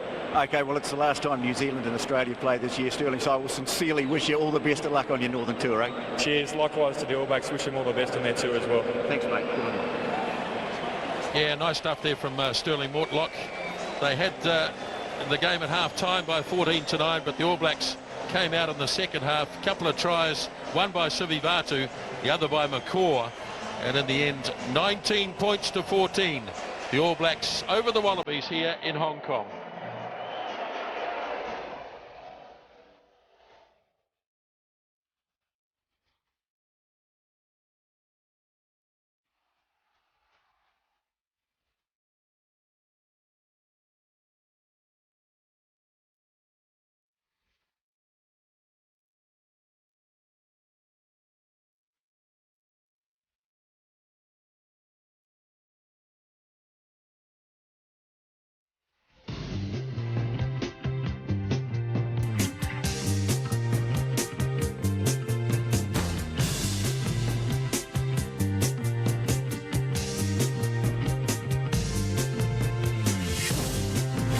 Coverage of the All Blacks versus the Wallabies was proudly brought to you by GJ Gardner Homes.